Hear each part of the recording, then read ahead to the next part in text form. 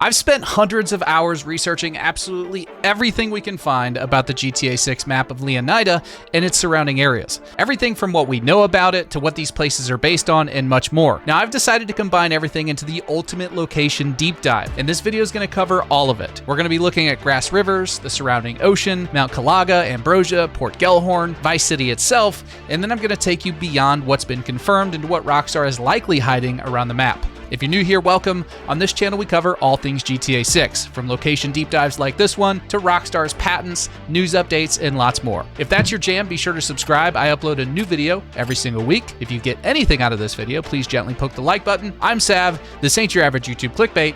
Let's dive in.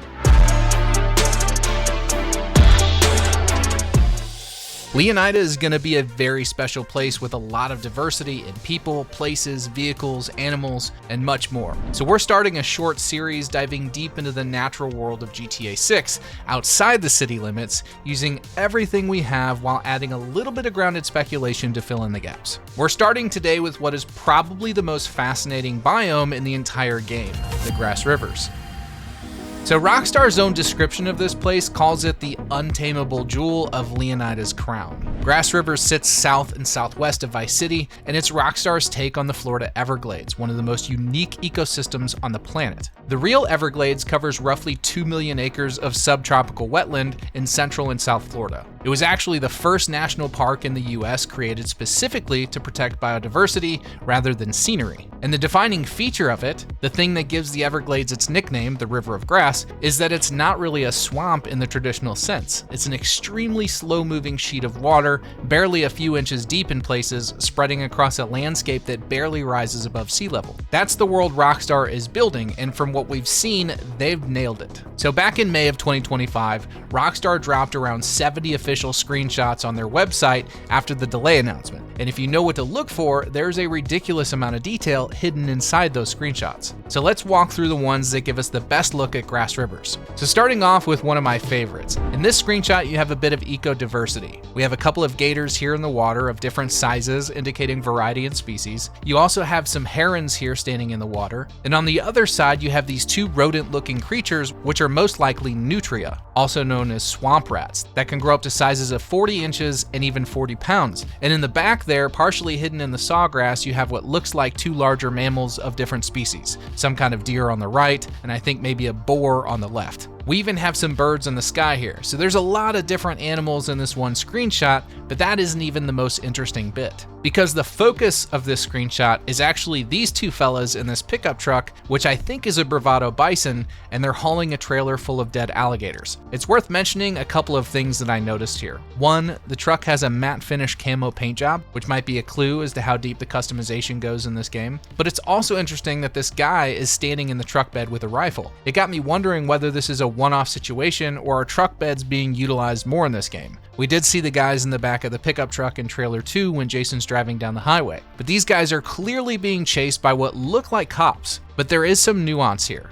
These aren't regular law enforcement officers. So in the background of this shot, what at first glance looks like a normal airboat is actually more than likely two more law enforcement officers of a group called POACH, an acronym for Protection of Animals and Controlled Hunting. Think of these guys as Florida Fish and Wildlife Conservation or the National Park Service. Basically, wildlife cops. They specialize in busting illegal hunting activity or other crimes that endanger or cause harm to wildlife, or dealing with wildlife that could cause harm to humans. If we zoom in and we squint our eyes, we can barely make out a light bar on top of the fan on this airboat, and admittedly, it's difficult to see some details at this distance, but it does appear that these guys are wearing uniforms, and there's a small round logo on the front of the airboat. The logo looks to be about the same shape and color as the logo that appears on the screen in the bottom left-hand corner of this clip in trailer 1. You can see that this is the official social media account of POACH, and there's a gentleman here removing an alligator from some locals' pool. So given the context of the scene with these two 4x4 government vehicles with flashing lights and the wee-woos,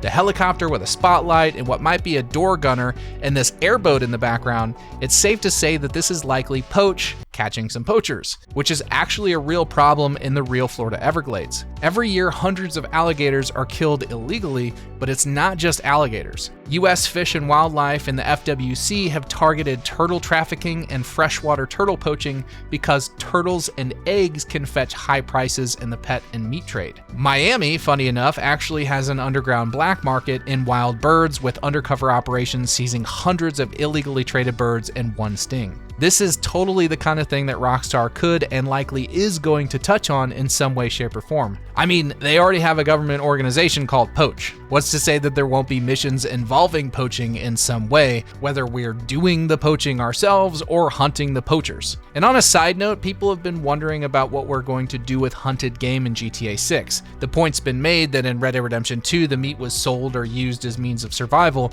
in the late 1800s. But now with modern day grocery stores, there isn't a huge need for hunted game. But in a place like Leonida, having vendors that sell either legally or illegally obtained game could be an interesting way to keep players engaged in one of the more beloved activities in recent Rockstar games. Now this screenshot right here is also one of my favorites. This is an overhead shot of an airboat hovering over some dark water with some gators. But I want you to look at a couple of things here. First, count the gators. I found 5, and they're all moving towards the boat. But look at how they're moving through the lily pads and the duckweed on the surface. You can actually see the vegetation parting around their bodies as they push through it, leaving these clear channels in the water behind them. That is the Rage 9 fluid simulation doing its thing, and honestly, it looks insane. Now look at the boat itself. The guy in the red shirt with the mullet is aiming what looks like a double-barrel shotgun at the nearest gator. There's also a bucket in the front of the boat that looks like it could be bait or chum, which would explain why all 5 alligators are moving towards the airboat and not away from it. There's also a flashlight on the seat,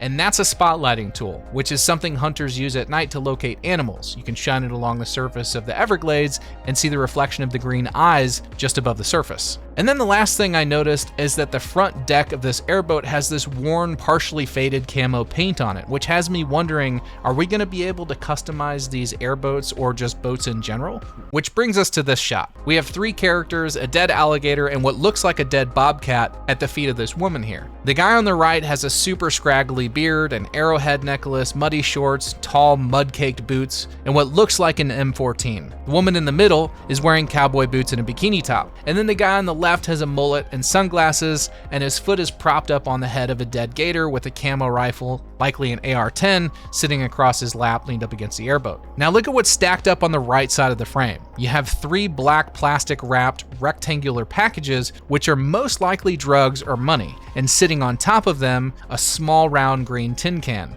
That's a can of dip, and if you zoom in, you can read the name Yukon on the side. Now this might be a consumable similar to the cigars and cigarettes from Red Dead Redemption 2. Now these folks here on this airboat are what I would call the Gladesman type crew. They're kind of a multi-generational swamp culture that's existed in the real Everglades for over a century. They're hunters, trappers, guides who live off the land and operate on their own terms. In GTA 6, they're running numbered airboat fleets, hunting gators commercially, and probably doing some things that aren't strictly legal after dark. It was actually very common back in the 80s for Gladesmen to fish by day and run drugs by night. There's actually an entire town in the Everglades called Everglades City, which lost 80% of its male population back in 1983 to prison for running marijuana. I can't imagine Rockstar being Rockstar would gloss over something like this, and the drugs being on the airboat is a good sign that they're paying attention. And then we have Watson Bay. You've got these stilted waterfront buildings sitting right over the water, a lodge structure off to the left, and then that central building in the middle with all the colorful umbrellas looks to be some kind of restaurant or bar,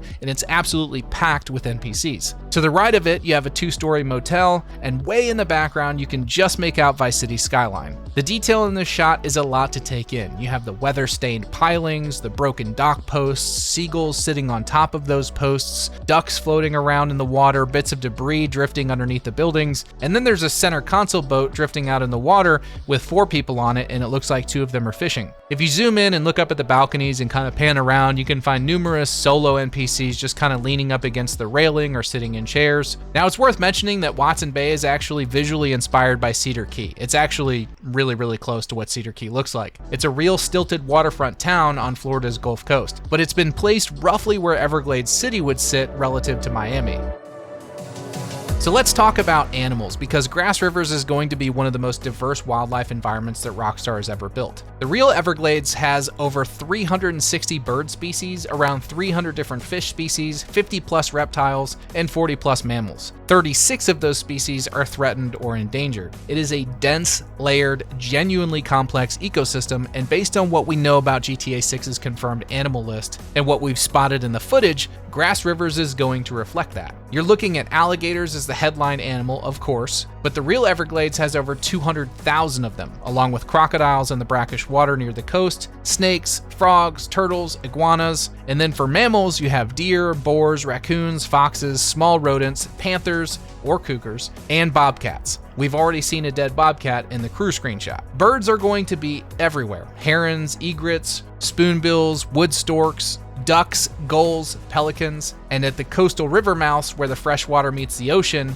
you'll likely have sharks, dolphins, and manatees. Rockstar themselves said gators are the most famous attraction, but there are far deadlier predators and weirder discoveries among the mangroves, according to their website. Far deadlier? That's a big tease. But one more thing is worth mentioning: the Everglades has a serious invasive species problem in real life. The Burmese python has established a breeding population there and is genuinely disrupting the ecosystem. Like, it's a big problem. It would be surprising if Rockstar didn't include something like that in Grass Rivers. Imagine being able to hunt 20-foot snakes and get paid for it. Rockstar, don't fail me now. Beyond wildlife, Grass Rivers is going to be populated with some very distinct human archetypes. The Air Gator Gladesman crews are obviously a big one that we've already talked about. And of course, Poach and other protection agencies, which are going to be difficult to navigate, especially if you're out there doing anything illegal involving poaching or hunting. But Watson Bay also has its own ecosystem of locals. You have fishermen, dock workers, bar staff, small town cops, and then there's the criminal side of the wetlands, which is like smugglers, poachers, traffickers, all using the remoteness of the marsh the way it's been used in real South Florida for decades. And then there's the Seminole and the Muckasuki people, the real tribes who retreated into the Everglades during the Seminole Wars and never surrendered. They're actually known as the unconquered people. Fun fact, alligator wrestling, which you might associate with tourist traps, actually originated as a native-run live capture method before becoming a cultural attraction. That kind of depth is exactly what Rockstar tends to fold into their worlds. Rockstar's own description promises weirder discoveries among the mangroves, and they're not being subtle about it.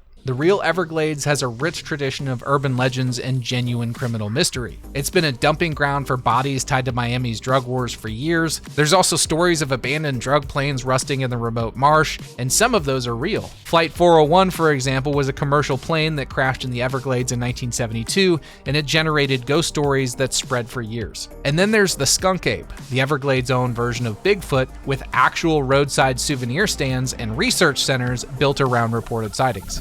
Rockstar has a track record here. Red Dead Redemption 2's Bayou gave you the night folk with strange encounters and a deep feeling of unease. GTA 5 had cryptid content and mystery missions. Grass Rivers is clearly positioned to be a successor to all of that. It could mean occult ritual sites hidden in the mangroves, abandoned drug infrastructure with landing strips, stash houses, remote docks, strange lights over the water at night, and some version of a swamp cryptid that the locals whisper about. Airboat travel is going to be central to navigating the Everglades, with high-speed chases through narrow channels, cutting through lily pads, throwing up spray on the shallow flooded tracks. The fluid dynamics in the Rage 9 system are specifically designed for this. Wakes cutting through vegetation, boats displacing the water physically, and if that overhead gator shot is anything to go by, it's going to look and feel like nothing we've experienced before in a Rockstar game. Hunting is hopefully going to be a major activity. Legal gator tours, illegal poaching runs, delivering carcasses, dealing with wildlife agencies, varmint and predator hunting across the marsh, rare animal encounters that could turn deadly if you're not careful, fishing out of Watson Bay, running errands for the town, stumbling across derelict boats and down planes in the remote marsh. That's the ambient exploration layer that I think Rockstar is going to nail. And then the mystery content, which I suspect is going to go deep. I think weather could honestly transform this biome in ways the city never experiences. Heavy rain could drastically change visibility and routing.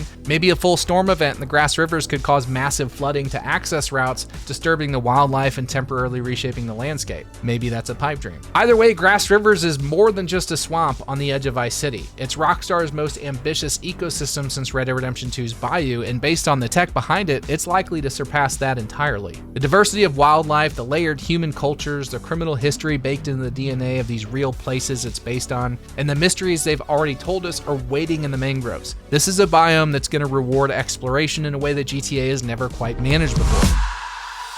So I started my search looking at the inspiration that Rockstar has to work with, because the ocean off of the coast of Florida, specifically the waters around the Keys, is not your average stretch of open water. The Florida Keys sit at a convergence of two entirely different bodies of water. You have the Gulf of Mexico to the north and west, and the Atlantic Ocean to the south and east. And these two bodies of water have completely different temperatures, different currents, different depths, and different ecosystems. The water itself behaves differently depending on which side of the island you're on. And then you have the reef, which, by the way, if you didn't know, Florida has the only living coral reef system in the entire continental United States, and it runs roughly 360 miles from the dry Tortugas all the way up towards Palm Beach. Now, this particular reef, called the Florida Reef Tract, supports a massive amount of marine life, from fish, invertebrates, coral, sponges, sea turtles, sharks, rays, eels, dolphins, all of it. And it's actually one of the most biologically dense environments on the planet, and most of it sits in relatively shallow water. Now, the ocean floor surrounding the Keys isn't particularly boring either. The geography is incredibly diverse. As you move off to the shallow reef flats, you find yourself in sandy channels between the islands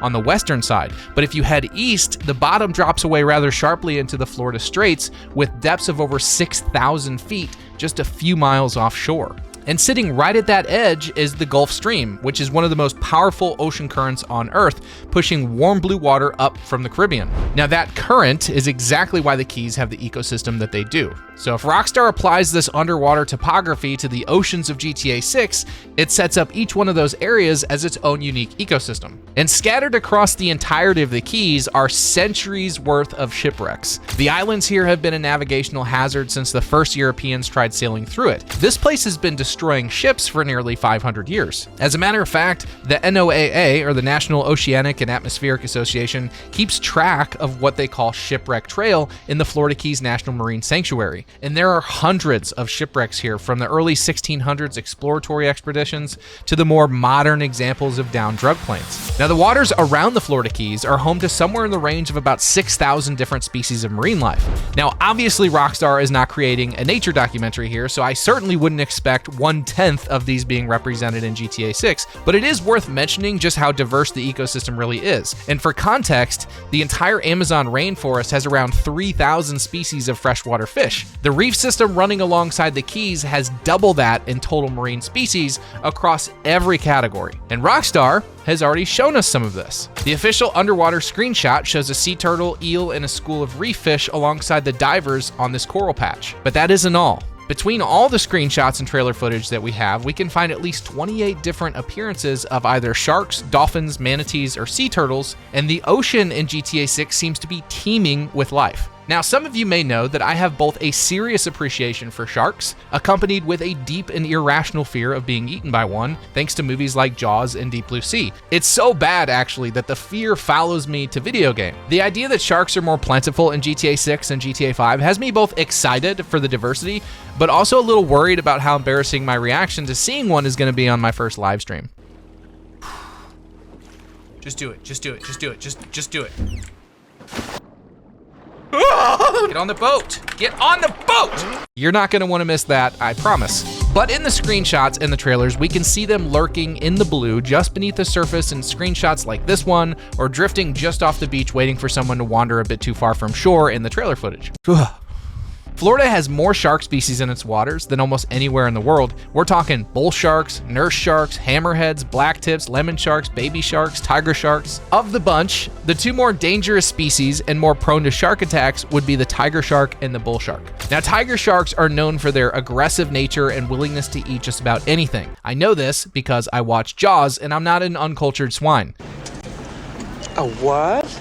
The bull shark, however, is known for its ability to survive in both saltwater and freshwater. Yes, you heard that correctly. Fun fact, the bull shark has been found in rivers and even lakes miles inland, like hundreds of miles inland. Now, beyond sharks, you've got the barracuda, which are aggressive and territorial around reefs. I don't know if we'll see those. Moray eels, which we've already seen in the screenshot, tucked into coral heads. And even the American crocodile, which is more rare than their gator cousins, but they've been spotted in the brackish water near the coastline for centuries. In addition to the more dangerous creatures, there are more docile or playful ones. For example, dolphins, and they are everywhere in Florida. In fact, the bottlenose dolphin in particular is so common in the Keys that the locals barely even notice them anymore. And then you have manatees that move through shallow, warm water channels. They're also referred to as sea cows for being so fat, slow, and gentle. And I want to mention that manatees are indeed protected animals in Florida, and that could be a great element to the poach system that we discussed in the last Grass Rivers video. Now, I think it's pretty plausible to assume that this other government agency responsible for wildlife would get a bit disgruntled to see you toss a grenade into the water with a herd of manatees. Or is it a school of manatees? Or a pod? Either way, you get what I'm saying though. They're not gonna like it. And it's probably not gonna stop at manatees. Florida has a well-established framework of marine protection laws covering sea turtles, certain shark species, and of course, overly regulated fishing methods. Now, it would make sense for GTA 6 to reflect some dumbed-down version of that. Now, I don't want to be harassed by a game warden because I have too many lines in the water, but it would be cool to see them react to shooting a protected species. But if Rockstar even builds a fraction of this into the ocean ecosystem the way that they built the Grass Rivers wildlife, and it kind of looks like they have, the water in GTA 6 is going to feel like somewhere you actually want to spend your time. So, Florida is known for one thing aside from alligators and Scarface. It would be its unique population, also known as the Florida Man. Now, we covered a bit of the swamp culture in the Grass Rivers episode, so today we're going to be talking about the tourists, the salt life gang, and every other kind of NPC that you can expect to run into while frolicking in the saltwater around Leonida. Florida beach culture has two very distinct flavors, and both of them are going to be on full display in the Keys. If you've ever been to Florida on vacation, you know that you have two very different beach types. You have, of course, your locals, the folks who have spent so much time in the sun that their skin looks like cracked leather cowboy boots, and then you've got your classic tourists, the Midwestern American family, pale as a gallon of milk, absolutely smothered in SPF 100, and taking pictures of everything. And both of these people exist on and around the beaches in enormous numbers. Now, from a gameplay and immersion standpoint, there appears to be a tanning and sunburn system in Grand Theft Auto 6. If you look at Jason in the opening shots of Trailer 2, you can see a visible sunburn on his skin, and he's also very sweaty. Now, when you combine those variables with what is already a clearly massive and diverse NPC design pool, the problem of repeating NPC models becomes a thing of the past. Every person on that beach will likely look unique and like they belong there thanks to one of the many patents that Rockstar has filed, and we've covered that in previous videos. I'll put a link in the description. There's actually a beach police department confirmed in the material referred to as the Vice Beach Police Department, and we can actually see an officer in a beach uniform in the 2022 leaks, and lifeguard towers suggest that there will also be lifeguards on duty. Now, whether they interact with a drowning individual or they call out a shark when they see one in the water remains to be seen, but we do know that they'll at least be around. Now, moving off the sand and onto the water, the yacht party scene in South Florida seems to be represented well in both screenshots and trailer footage. We can see large private yacht parties and gatherings of smaller vessels on the water enjoying the sun, music, and good times. We'll likely be able to interact with these, pull up, drop anchor, turn on the radio, and start jamming out and hanging out with people, or climbing onto some of these vessels and robbing people or doing other horrible things. God knows what you guys will do in this game. But the point is, there's going to be yacht parties everywhere, bigger yachts, smaller yachts, plenty of NPCs to interact with out on the water. Fishermen are also going to be everywhere, from a guy with a rod and a cooler at the end of the pier to the center console bros, and I can even see Rockstar recreating this. There's a rod in his hand. What are you doing? You have a shark? Beyond that, the ocean opens up into some genuinely unpredictable territory, and Rockstar can take it any direction they want. For example, you may not know that there are modern-day pirates pulling up in speedboats and stealing your valuables in 2026. This is actually so common in the open waters between the Bahamas and coastal Florida that those familiar with making that trip do so with firearms. Now, when it comes to random encounters, which we know Rockstar loves to do, we actually have a lot to go on. From the 2022 leak document, there's a list of recorded world events and environmental objects pulled directly from the game files. Now, none of these are officially confirmed features, and that was 4 years ago, but it does kind of give you an idea where Rockstar's head is at when they're designing these things. Some are just ambient environmental details, like a stall stalled or abandoned boat. They may be set dressing, they may also be a random encounter or a side mission start. But some look a little bit more interesting, like Shark Cage, Message in a Bottle, or a giant clam. But it's the underwater discoveries that really get me excited, like sunken World War II planes, or this King Neptune listed as underwater ruins, whatever that means. I mean, are we talking mermaids? And then there's partially submerged sculptures, a rum bottle shipwreck, Kingfisher's cargo, which in and of itself sounds like a salvage mission. And again, who knows which of these are going to make it into the game, but knowing about them helps you imagine a finished product and what is possible. Now, I can think of some really good ideas for random encounters. Rockstar, if you need any ideas, hit me up. I'm available. But my mind goes to things like stranded boaters or divers, engine failures, people separated from their dive boat, maybe someone that drifted too far on a current. And in addition to that, I think Rockstar would be crazy not to give us some form of treasure hunting, but not just as an activity, as a faction as well. I mean, think about it. Taking out the head of a treasure hunting organization just so we can swoop in and claim it for ourselves or the person we work for is classic Rockstar storytelling. By the way, if you haven't seen a movie like Fool's Gold or Into the Blue, highly recommend them. You need to go watch those. It'll really help add flavor context to what I'm talking about here. Now, treasure hunters are a legitimate subculture in the Keys. People with metal detectors, dive gear, specifically looking for wrecked cargo and Spanish colonial coins. We could also expect to see other groups or random encounters like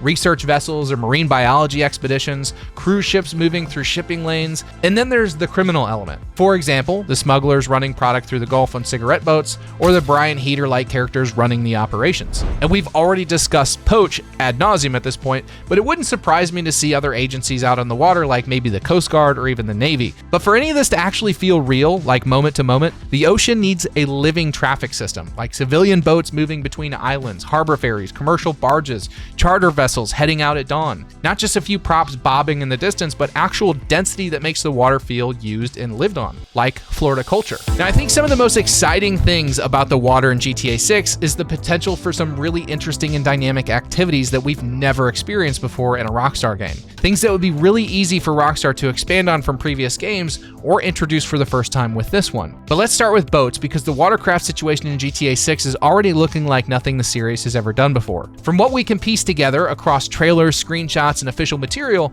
we can actually account for quite a few aquatic vehicle types. You have your classic center consoles, speedboats, cigarette boats, yachts, airboats, jet skis, kayaks, and many, many more that have all been confirmed already. For context, most GTA games ship with maybe a dozen boat types total. We are already well past that just from what Rockstar has chosen to show us thus far. Now, I believe that Rockstar has several reasons for doing this, and we're going to dive deeper into this in a moment, but the technology Rockstar now has for simulating these ocean environments almost certainly requires them to give us more reason to go explore them. Also, it's Florida. Well, Leonida. But the boat culture in Florida is unlike any other place in the United States or even the world. Rockstar has clearly done their homework, and I expect the boat roster to be one of the more impressive vehicle categories in the game, considering that Florida is often referred to as the boat capital of the world. And since we're on the topic, I think it would be amazing if the whole vehicle purchase and customization method was completely reworked. I don't know about you guys, but I would love to be able to purchase a nice yacht and customize the interior layout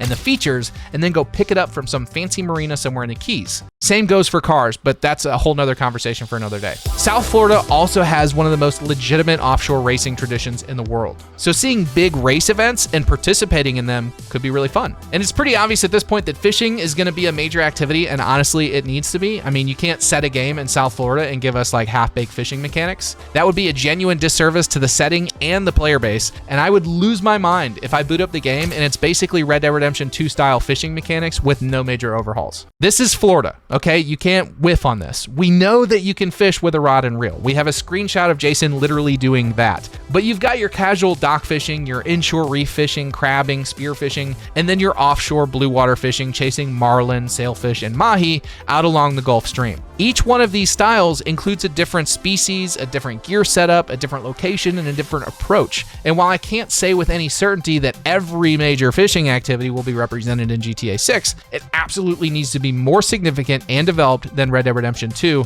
or I'm going to riot. Now, I will say the spear gun appears in the 2022 leaked footage, which is encouraging that Rockstar has considered this and at very least has given us the ability to shoot things with it.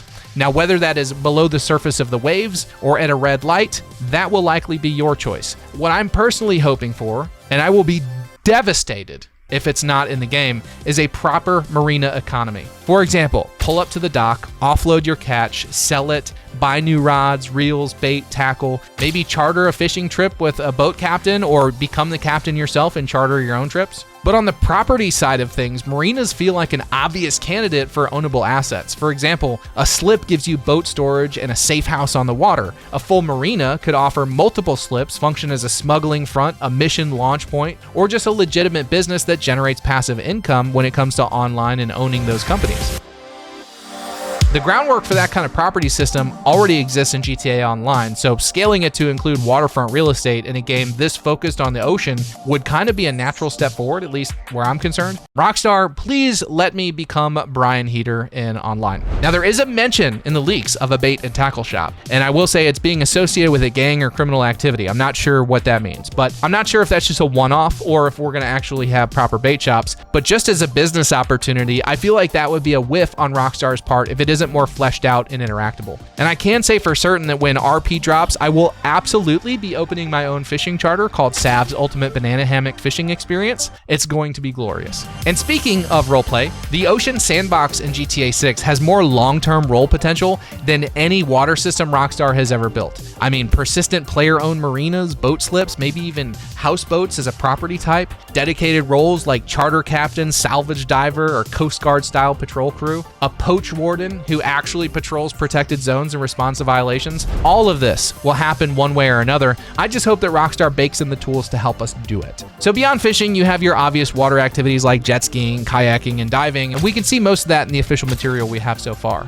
But as far as sensible additions that haven't been confirmed yet, I could totally see things like snorkeling, paddleboarding, wakeboarding, even parasailing all coming to the game at launch or later through an update. And that's before we even get into what the water itself is hiding. Now, we've already mentioned treasure hunting, but shipwreck diving and recovery work would be absolutely amazing. I can see a recovery business operating in the gray, like you take on a contract to recover a sunken safe on a nice yacht somewhere by day, and then by night, you're scooping drugs off the ocean floor and dropping your payload off at a marina-based fence. The possibilities are endless, and the implementation for Rockstar would be a cakewalk. I'm not saying I'm expecting all of these features, but I am saying I would be blown away if we didn't see half of them. Now, scuba diving is one of the earliest revealed side activities in GTA 6. The official underwater imagery that Rockstar released as part of the Leonida Keys screenshot package shows sea turtles, eels, reef fish, and a couple of scuba divers. Now, in previous GTA games, diving was basically just swimming in deeper water with fins and oxygen tanks. Now, what I'm actually hoping for, and what the setting I feel like demands in my opinion,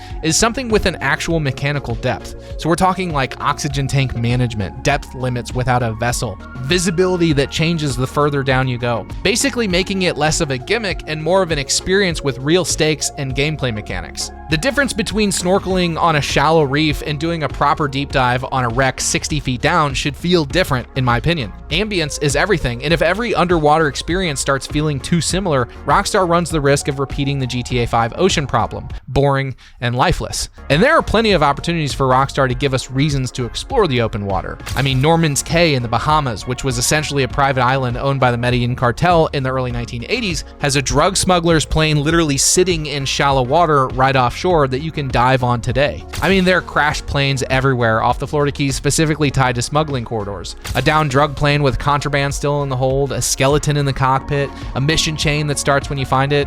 I mean, Rockstar can go as deep as they want to on content like this, and I personally think the more the better. GTA 6's Leonida is heavily based on Florida. The ocean and its culture is one of the main reasons for using a city like this. And when I think about the technology going into developing the oceans and water physics in this game, oh, that's where I get really excited. So how is the water itself going to behave? How is it going to feel? And what does the technology behind it actually do for the experience of being in and around the ocean in GTA 6? Well, let's discuss it, and fair warning, we're going to get a bit technical here. You've probably seen the claim that Rockstar spent about $300 million on water physics alone, and that number is almost certainly exaggerated or completely made up. It traces back to a social media post on X from August of 2025 that took an older French report and just slapped a dollar figure on top of it. The original article never mentioned any budget or number at all. But what it did actually say is worth paying attention to. According to that report, Rockstar San Diego has a dedicated team of roughly 20 engineers who specialize in real-time physics simulation and fluid dynamics. And according to the article, they've spent years building a physically simulated water system specifically for Grand Theft Auto 6. Now, this apparently is not an upgraded version of GTA 5's water, but a completely new system built from the ground up inside the new Rage engine. The key claim here is that what they've produced is real-time, physically simulated water in an open-world game at a scale that has never been done before.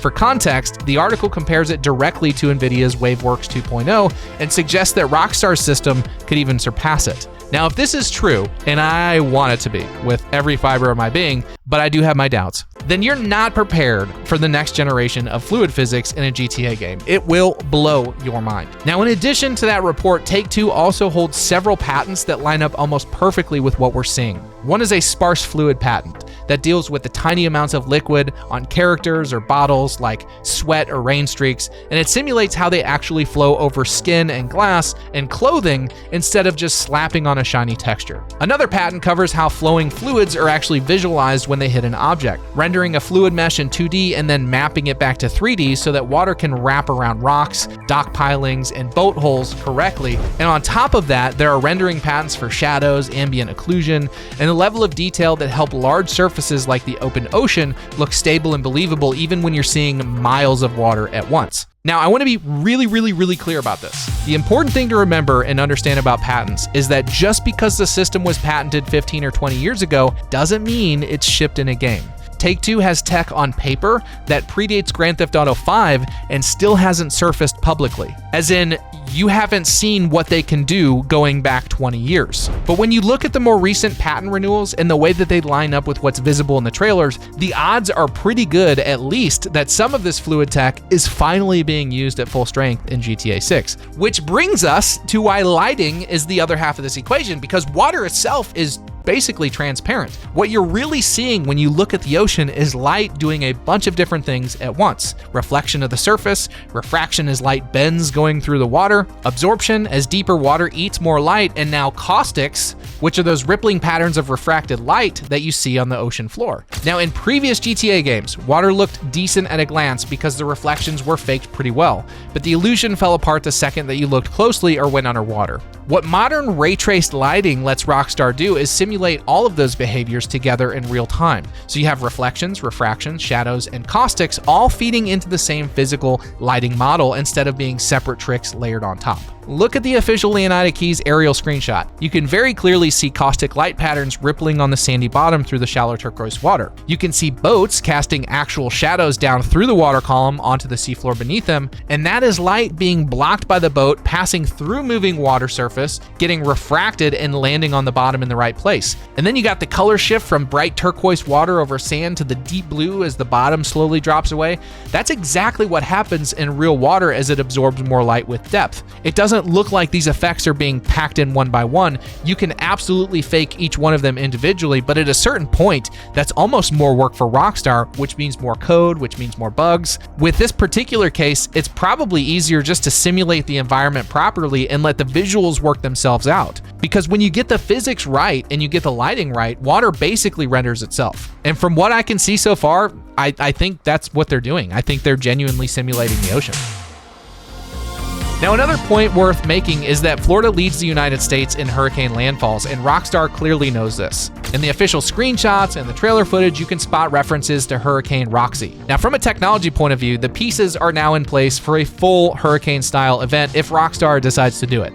The new water system, the improved lighting and reflections, the physics, and the world state tools that we talked about are all good enough to sell that experience. And it's not like Rockstar is starting from zero here either. Red Dead Redemption 2 already had a surprisingly powerful weather system under the hood. In other words, the tech they used for blizzards and thunderstorms in Red Dead Redemption 2 is now being pointed at tropical squalls, coastal storms, and potentially even full-blown hurricane scenarios over the Atlantic. Water is arguably the most important environmental element in this entire game. The Keys, the grass rivers, the coastlines, the open Atlantic, it's everywhere, and it defines the setting more than anything else. Given how central the ocean is to Leonida, it would be absolutely shocking to me if Rockstar didn't spend a disproportionate amount of time and money developing its ocean physics. And from everything we've seen so far, the trailers, the screenshots, and the patents backing it all up, it looks like they've gone all in on making this water system as advanced as they can get away with on current hardware, to the point where a full hurricane sequence is now technically on the table if they want it to be.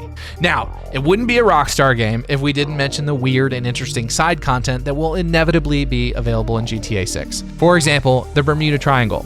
From the 2022 leak files, there are referenced world event labels saying Bermuda Triangle submarine. Now, my mind goes to a couple of different scenarios. Maybe it's an old Soviet submarine that wrecked in the triangle, we can dive it. Not bad. Or maybe if you're out on the sea at the right time in the right place, you might hear the pinging of a submarine nearby or see it surface in the distance. These are the little Easter eggs that Rockstar loves to put in their games. The Cold War adds another layer to this. You have the Naval Air Station Key West that's been active since World War I, and during the Cuban Missile Crisis, the Keys were essentially on the front lines. There are operations that happened in these waters that have never been fully declassified. Things that were tested out there, tracked out there, lost out there. A classified wreck sitting in deep water, an unmarked government vessel that appears offshore and disappears, a distress frequency on the radio that shouldn't exist. Rockstar has always loved institutional ambiguity, and the Keys have enough real Cold War history to fuel a dozen Easter egg chains by themselves.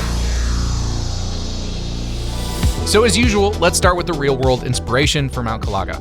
First off, the canyon formations you can see in the official Mount Calaga screenshot is actually based on Providence Canyon State Park in southwest Georgia. Fun fact about Providence Canyon, it shouldn't technically exist, because up through about the mid-1800s, that was actually flat Georgia farmland. Settlers were plowing the hillsides wrong, and rain slowly eroded the hillside to form these gullies. These gullies became chasms, and in the span of just about 30 years, you end up with these huge 150-foot canyon walls. They actually call it one of the 7 natural wonders of Georgia, all because of a simple farming mistake. Now, as for the mountain itself, the name is actually a clue. Calaga actually comes from the Cherokee word Calaga, meaning east or sunrise. The peak most closely resembles Table Rock in western North Carolina's Linville Gorge, which is a flat-top mountain the Cherokee called Sakanaga, the Great Blue Hills of God, and they believed it was literally the table from which the Great Spirit ate his meals. And running through all of this is a river. The waterway you can see in the kayaking screenshot with the railroad bridge overhead, the flood gauge on the bank, and dense foliage on each side of the river, that's actually modeled after the Suwannee River. It's the only major waterway in the southeastern United States that remains entirely unspoiled, and it originates from the Okefenokee God, I can't say that word, dude. It originates from the Okefenokee Swamp and runs about 266 miles through the limestone banks and hardwood forests. The railroad bridge in that screenshot is a near exact replica of the Hillman Bridge in Ellaville, Florida. And then there's that flood gauge, and to be fair, this may just be decoration, but that actually might be Rockstar telling us that the water level could change in the game, and we'll come back to that in a bit. What you need to understand about Mount Calaga before we go any further is that it's not just one location that's being recreated in GTA 6. Rockstar is building a biome that pulls from multiple real-world locations and stitches them all together into something that feels cohesive, because all of these places share the same DNA of northern Florida and southern Appalachia. So if you want a reference point, if you want to feel what Mount Calaga is probably going to be like before you ever step foot in GTA 6, go ahead and boot up Red Dead Redemption 2 and head over to Roanoke Ridge. It has the rugged forested hills, the isolated cabins, the dangerous strangers in the backwoods, and prime hunting territory. That is the closest example that we have. The cultural DNA is almost identical, just swap out the 1899 setting for a modern one, push the terrain a little bit further south towards Florida, add a canyon and a river system, and you're close to what we have waiting for us up there. Now, speaking of prime hunting territory, Rockstar has only shown us a handful of animals for Mount Calaga through the official screenshots. We've got some deer, cougars, foxes, squirrels, and a raccoon, but the way they introduced them is worth paying attention to because they showed us a little bit about how these animals will be interacting with each other. So in one of the official screenshots, we can see a mountain lion at a watering hole, and it looks like it's stalking a herd of deer just a few meters away. What's really interesting about this particular screenshot is, one, that these deer are in a herd similar to Red Dead Redemption 2, but it goes beyond that. There's this buck in the background just laying down on the ground in a full awareness pose just watching this cougar. Now, I could be wrong here, and let me know in the comments if I am, but I believe this bedding down behavior, this buck, is new to Rockstar games, at least for deer. I can't recall seeing a deer laying down in Red Dead Redemption 2 or any previous Rockstar game for that matter, and I couldn't find any examples when searching on the internet. But this just goes goes to show that Rockstar is evolving the animal behavior to be more dynamic and realistic. Now, we have evidence of how deep that system goes because in the 2022 leak, the debug code confirmed that Rockstar was implementing systems like animal intelligence, taming, flocking, and even one called horse avoidance directly into GTA 6. Now, that flocking system is likely what's on display here, as well as what we can see in some of the trailer footage. Animals moving in a herd with that collective behavioral logic. Now, the benchmark for all of this technology, of course, is Red Dead Redemption 2. We had birds swooping into rivers to catch fish, wolves coordinating hunts in real time, bears that could be de-escalated by standing completely still. And honestly, it's one of the most technologically impressive games for dynamic AI behavior, period. And GTA 6 looks to be carrying these systems forward. Now, beyond the confirmed animals in the screenshots and trailer footage, the terrain tells us what else is probably up here. North Florida hog hunting is one of the most popular outdoor activities in the state. The Florida black bear population is concentrated heavily in this region. You also have wild turkey, rattlesnakes, and cottonmouths, and they're all native to this exact terrain. There are also several different bird species that could be pulled directly from Red Dead Redemption 2, and maybe even horses. Now, I say maybe because there's actually a decent case to be made. Aside from the debug code leak in 2022 referring to horse avoidance, this wouldn't be the first time that Rockstar has tried to put horses in Grand Theft Auto. For those of you that didn't know, in GTA 5, there was actually a cut heist mission at Madrazo's ranch that ended in stealing a horse. They pulled it last minute, and nobody really knows why, but it was most likely because they didn't want to tip their hand at all the advancements they had made for horse mechanics in Red Dead Redemption 2. But Florida also has somewhere between 300,000 and 500,000 horses, and around 12,000 horse ranches statewide. Northern Florida specifically, where they're placing Mount Calaga, has a very well-documented equestrian culture, so leaving horses out of this region entirely would be a little strange for a studio that prides itself on realism. Not to mention the tech is already there. I mean, they've spent millions developing it for Red Dead Redemption 2, and it would be easy enough to just port all of that over for all of you horse girls. What the wildlife of Mount Calaga and Grass Rivers are telling us is that Rockstar is building an actual wildlife ecosystem for GTA 6. So we're moving away from just a collection of animals that wander around independently and towards something where everything seems to be working together in a habitat. Now, operating within that ecosystem are also human NPCs. Rockstar described the people living in Mount Calaga's backwoods as hillbilly mystics and paranoid radicals living far from the prying eyes of government. Now, northern Florida and the Georgia mountain border have a well-documented tradition of exactly this kind of community. Armed, self-sufficient, deeply suspicious of government, and organized around a philosophy that when everything collapses, they'll be prepared. There's actually an annual gathering in the Appalachian foothills that the New York Times described as a survivalist's Burning Man, with over 1,000 preppers training in off-grid living, weapons handling, and emergency preparedness. But we also have the moonshining legacy in northern Georgia, and that history lives in the cultural DNA of this region that Rockstar is recreating. So who are you actually going to encounter up here? Well, the way I see it, there are likely a few distinct groups. You've got your licensed sport hunters, which are like the day trippers that come up from the city with expensive gear and limited wilderness skills. You've got wildlife rangers, aka poach. You've got backwoods survivalists in compounds or deep forest homesteads, outfitters hiking or biking the trails or riding the rivers in kayaks, and of course what we can see in the screenshots of motorsports, including dirt bikes and mudding vehicles. And then you've got the two that Rockstar specifically named on the website, the mystics and the radicals. The mystics, at least to me, suggest isolated religious communities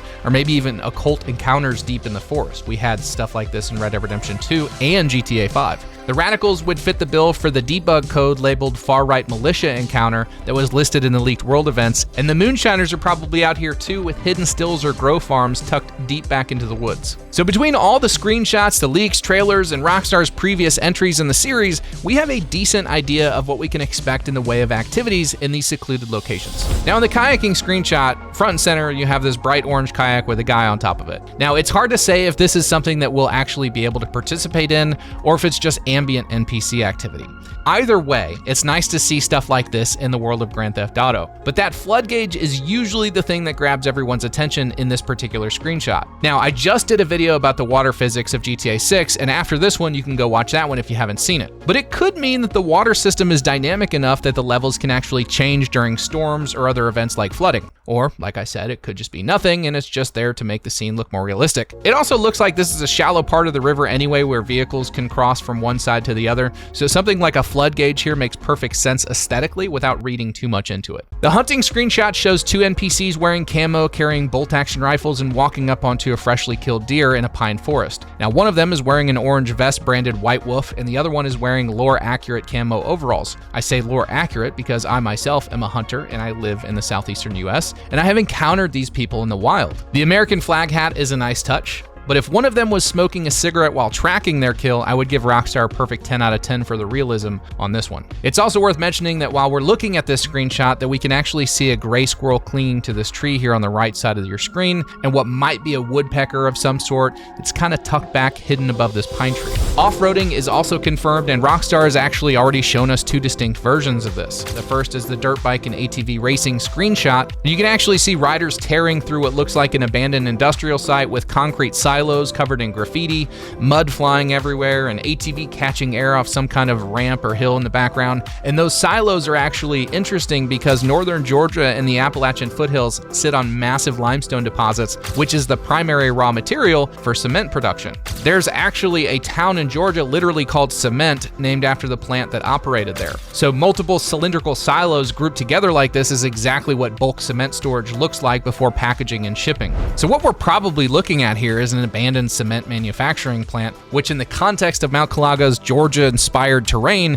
is about as historically grounded as a location gets. And if you look closely at the Canyon Highway screenshot, there's actually a flatbed semi-truck hauling precast concrete drainage sections through the canyon. That is the exact kind of industrial cargo a cement plant produces. So Rockstar is really trying to make this region believable by incorporating multiple different lore tie-ins. But what's also pretty interesting about this specific screenshot is you can see this pack of bikers kind of threading through traffic in both lanes. They're cutting into oncoming traffic to get around slower vehicles and moving as a coordinated unit. It appears that these bikers are operating on the same pathfinding patent system that governs how NPCs navigate dynamic obstacles in real time, and to my knowledge, this whole driving in oncoming traffic to get around cars is new. Now, these are almost certainly the final chapter MC, who Rockstar has confirmed are based out of Ambrosia County to the south, and we'll get deeper into that in the Ambrosia video. But what this screenshot tells us about Mount Calaga is that this canyon highway running through this region might actually be a travel corridor for motorcycle gangs. And then we've got the infamous Thrillbilly Mud Club footage from the trailer, and this looks like some kind of mud festival to me. We've got what appears to be some kind of televised event with crowds of people, American flags, and everyone's covered head to toe in mud. These are likely events that you'll encounter across multiple regions, maybe even be able to participate in them,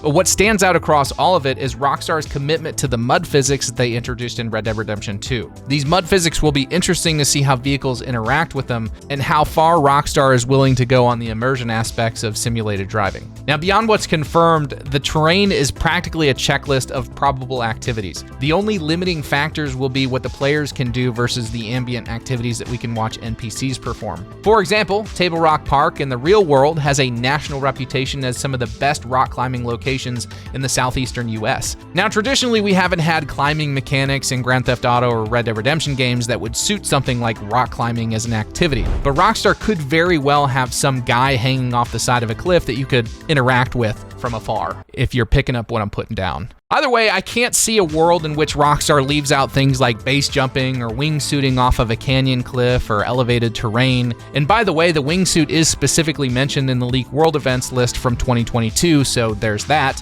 But we may also get cave systems. The leaked event list also includes a mineshaft discovery and something called forest figure caves. Now, who knows how complex or deep they'll go, but the idea of stumbling across one on a hike through the woods is exciting and a bit unnerving at the same time.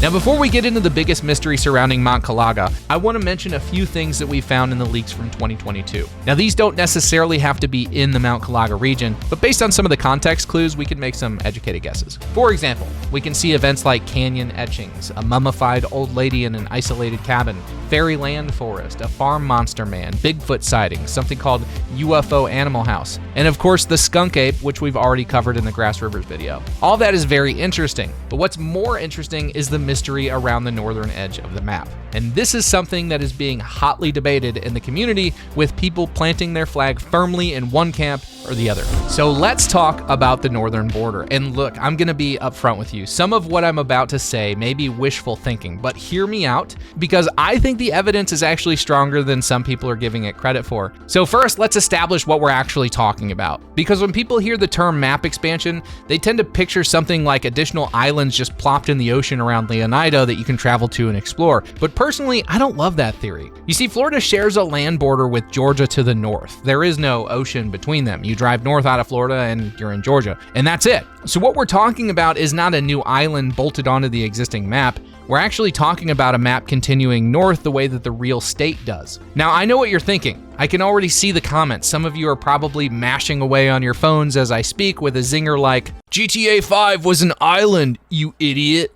Or, but Sav, they only did that in Red Dead Redemption because there weren't planes and helicopters and the mountains were impassable on foot or by horse. Or my favorite, Rockstar's never done that before in a GTA game, which is completely false, by the way, because GTA 3 was technically connected to a larger landmass via a closed tunnel, so that's just wrong. So zip it for just a second, put on a tinfoil hat, and let me make my case. The first piece of evidence is the Bloomberg report. In July of 2022, Jason Schreier, it's Schreier, actually, who has one of the best track records for games journalism in this kind of reporting, cited that sources familiar with the project were stating that GTA 6 was originally codenamed Project Americas, with early designs spanning North and South America. And this was actually confirmed when the leak happened in 2022. The term Project Americas is slapped all over that footage. Now, the studio scaled back from that original vision to Leonida to manage the scope of the game, but Schreier's report also specifically stated that Rockstar's roadmap calls for updating the game over time to add new missions and cities on an ongoing basis. That is a legitimate sourced industry report from 2 years before the first trailer even dropped. Now, the second piece of evidence is the Leslie Benzies interview. In December of 2012, about 14 years ago, the head of Rockstar North at the time gave an interview where he said, and I'm paraphrasing here, that at some point they would like to have one big world containing all of their cities where the players can fly between them and revisit their favorite areas. And in that same breath, he mentioned reimagining Vice City. Now, this was in 2012, before GTA 5 had even been released, and Leslie Benzies has since moved on to bigger and better things like creating the next GTA killer masterpiece. But that doesn't change the fact that this multi-city vision has been sitting inside this franchise for at least a decade, probably longer now, and Rockstar finally has the tech and the money to make this happen.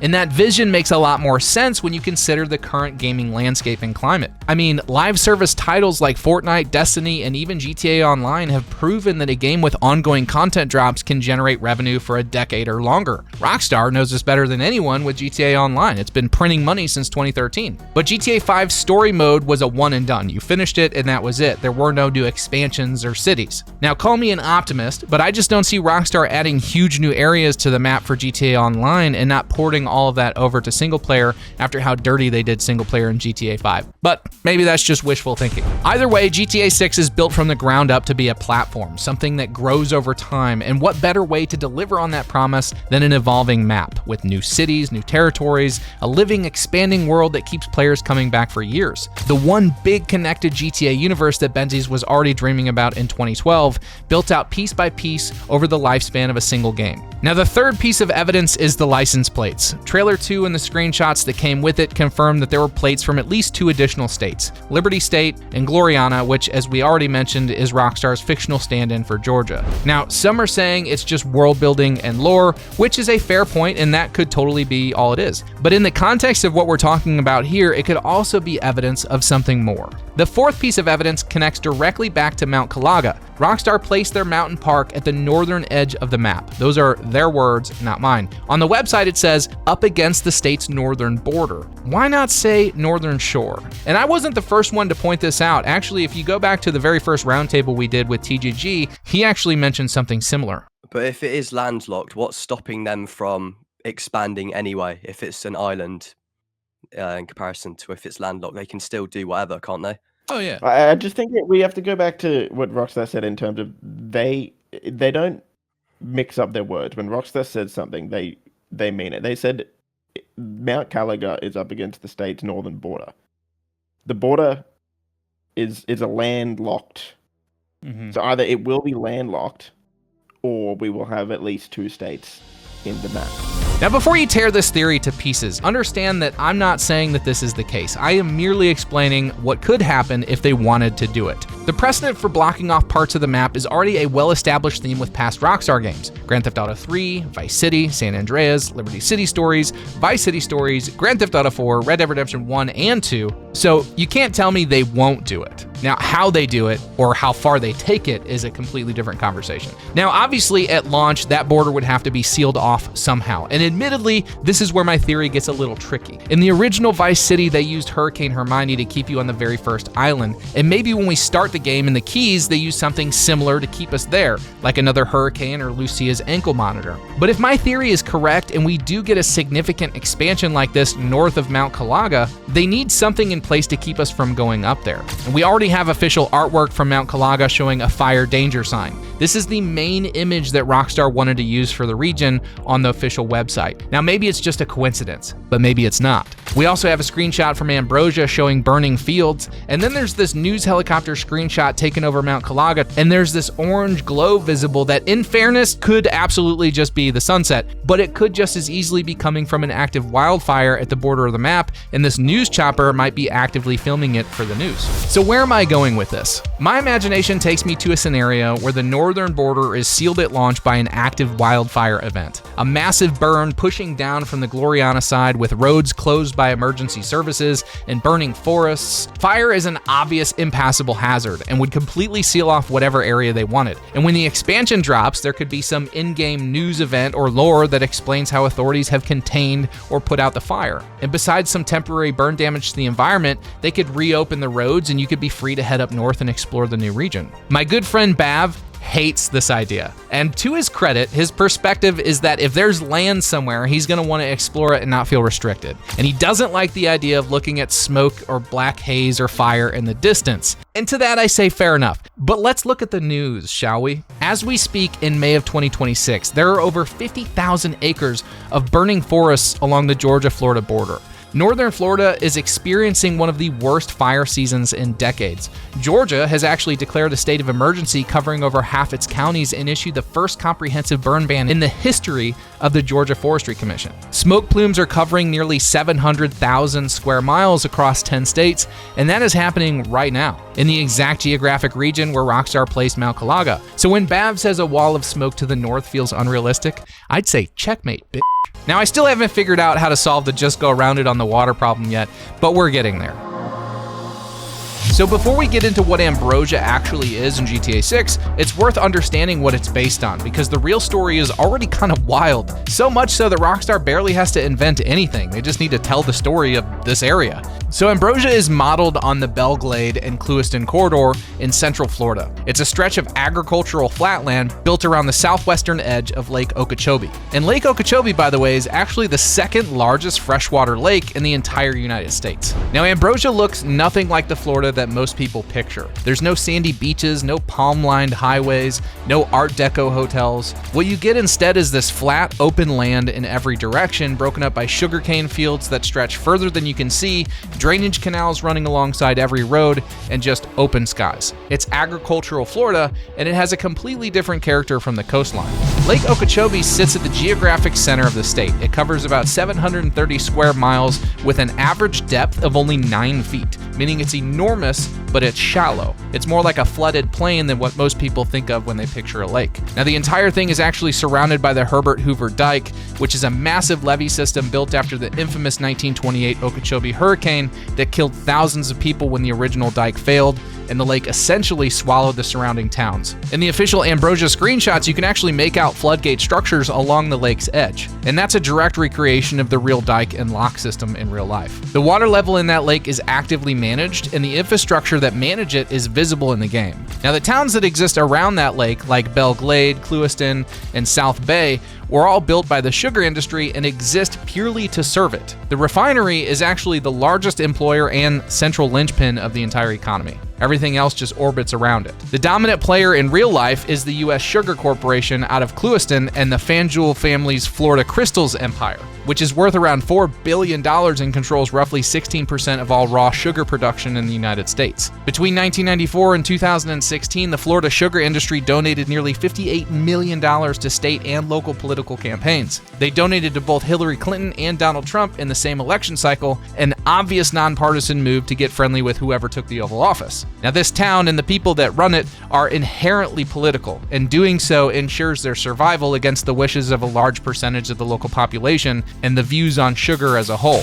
So Rockstar took all of this and named their version of the US Sugar Corporation Allied Crystal, and we'll dive deeper into that here in just a bit. But as for the visual world building and attention to detail, Rockstar, as usual, is doing a fantastic job. In this area of Florida during harvest season, the fields around Belglade are actually burned, and we can see that here in one of the screenshots. Now, it's a controlled burn, and it's designed to strip the cane leaves before they cut the actual cane, but the ash from that burn falls on the surrounding towns, the houses, the cars, the school playgrounds. It actually gets bad enough that the nurses at Belglade elementary schools have been running breathing nebulizers for children during burn seasons for years. All the while, the US Sugar Corporation is publishing its own air quality reports saying the air quality is fine. Are you starting to get it? And sitting at the center of all this is Rockstar's description of the area. The Allied Crystal Refinery provides the jobs, while the local biker gang provides almost everything else. That one sentence tells you most of what you need to know about the power structure in this county before you've ever even stepped foot in it. So as I mentioned, Rockstar's version of US Sugar is called Allied Crystal. The refinery sits on the southwestern bank of Lake Leonida, the same position as the real US Sugar plant relative to Okeechobee. Now, the facility itself shows up in the official screenshots as a large industrial complex with rail access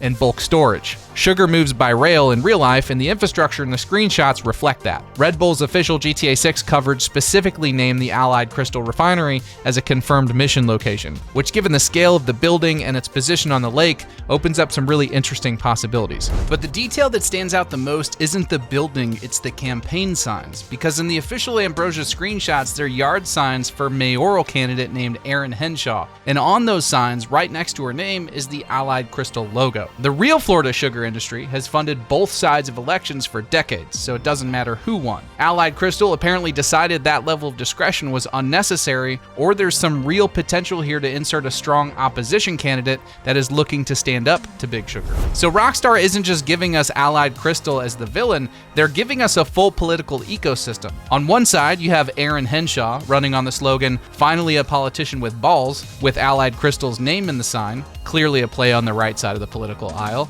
And on the other side, there appears to be a candidate called Kiever with campaign materials that read like a progressive rainbow capitalism parody. Rockstar is doing what they always do. Nobody gets to feel comfortable, and both parties look ridiculous. The only question is what the battle between these two means for Ambrosia's future, and who Jason and Lucia end up working for. If Henshaw wins, Allied Crystal gets a full term of political cover, and based on everything we know about how Rockstar structures their narratives, this election is almost certainly going to function as some sort of pressure valve somewhere in the story. So we've talked about what sits on the edge of this lake, but the lake itself deserves its own conversation because it's shaping up to be one of the most interesting gameplay spaces in the entire game. Now, Grand Theft Auto 5 had the Alamo Sea, and outside of a triathlon and a wrecked weapons cache, there's really nothing that actually used the lake or sea in a meaningful way. Lake Leonida is being built completely differently. So because it's modeled on Lake Okeechobee, the geography is almost entirely predictable. The real lake is only 9 feet deep on average, but that shallowness creates the perfect environment for excellent freshwater fishing. Now, we know that fishing is confirmed for GTA 6, and Lake Leonida is almost certainly where freshwater fishing is centered. But Lake Okeechobee is one of the premier freshwater fisheries in the world, particularly for largemouth bass. The lake record sits at 15 pounds and 5 ounces, and fish over 8 pounds are common. For context, a largemouth bass over 10 pounds is considered a trophy catch almost anywhere in the world. The real lake regularly hosts professional tournaments where a single day's 5-fish limit can weigh over 30 pounds. These are numbers that serious anglers will tell you are almost unheard of anywhere else.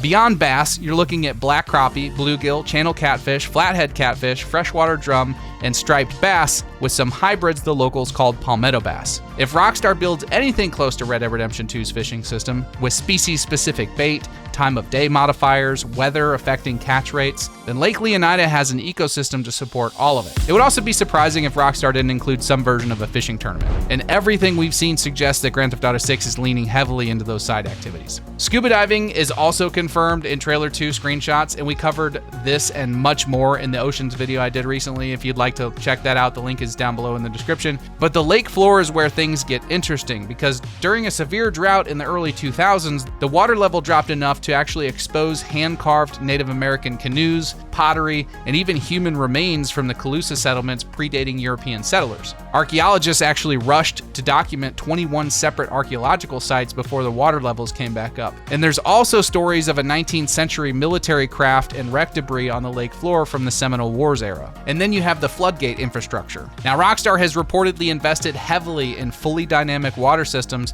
and those floodgate structures are right here in the official screenshots. Now, whether that ends up as nothing more than set dressing, or if Rockstar decides to build missions or gameplay mechanics around it, it's all speculation. Grand Theft Auto 5 already hid bodies and wrecks and UFOs and stuff on the seabed as implied crime scenes and other mysteries. And Lake Leonida has far more real-world history to pull from if they want to bury a few secrets under that brown water. So the other half of that Rockstar description at the beginning, the local biker gang provides almost everything else, is the final chapter MC, or motorcycle club. And based on how heavily Rockstar is actually featuring these guys in the Ambrosia screenshots, they look like they're a lot more than just set dressing. So looking at the first screenshot here, we can see that the club was actually founded in 1982. Now, I spent a good amount of time trying to figure out the significance of this. I went down the original Vice City rabbit holes and came to the conclusion that it likely has nothing to do with Vice City at all. The more interesting answer is in the real world. So by the early 80s, machines were replacing manual farm labor across Central Florida. The war on drugs was in full swing,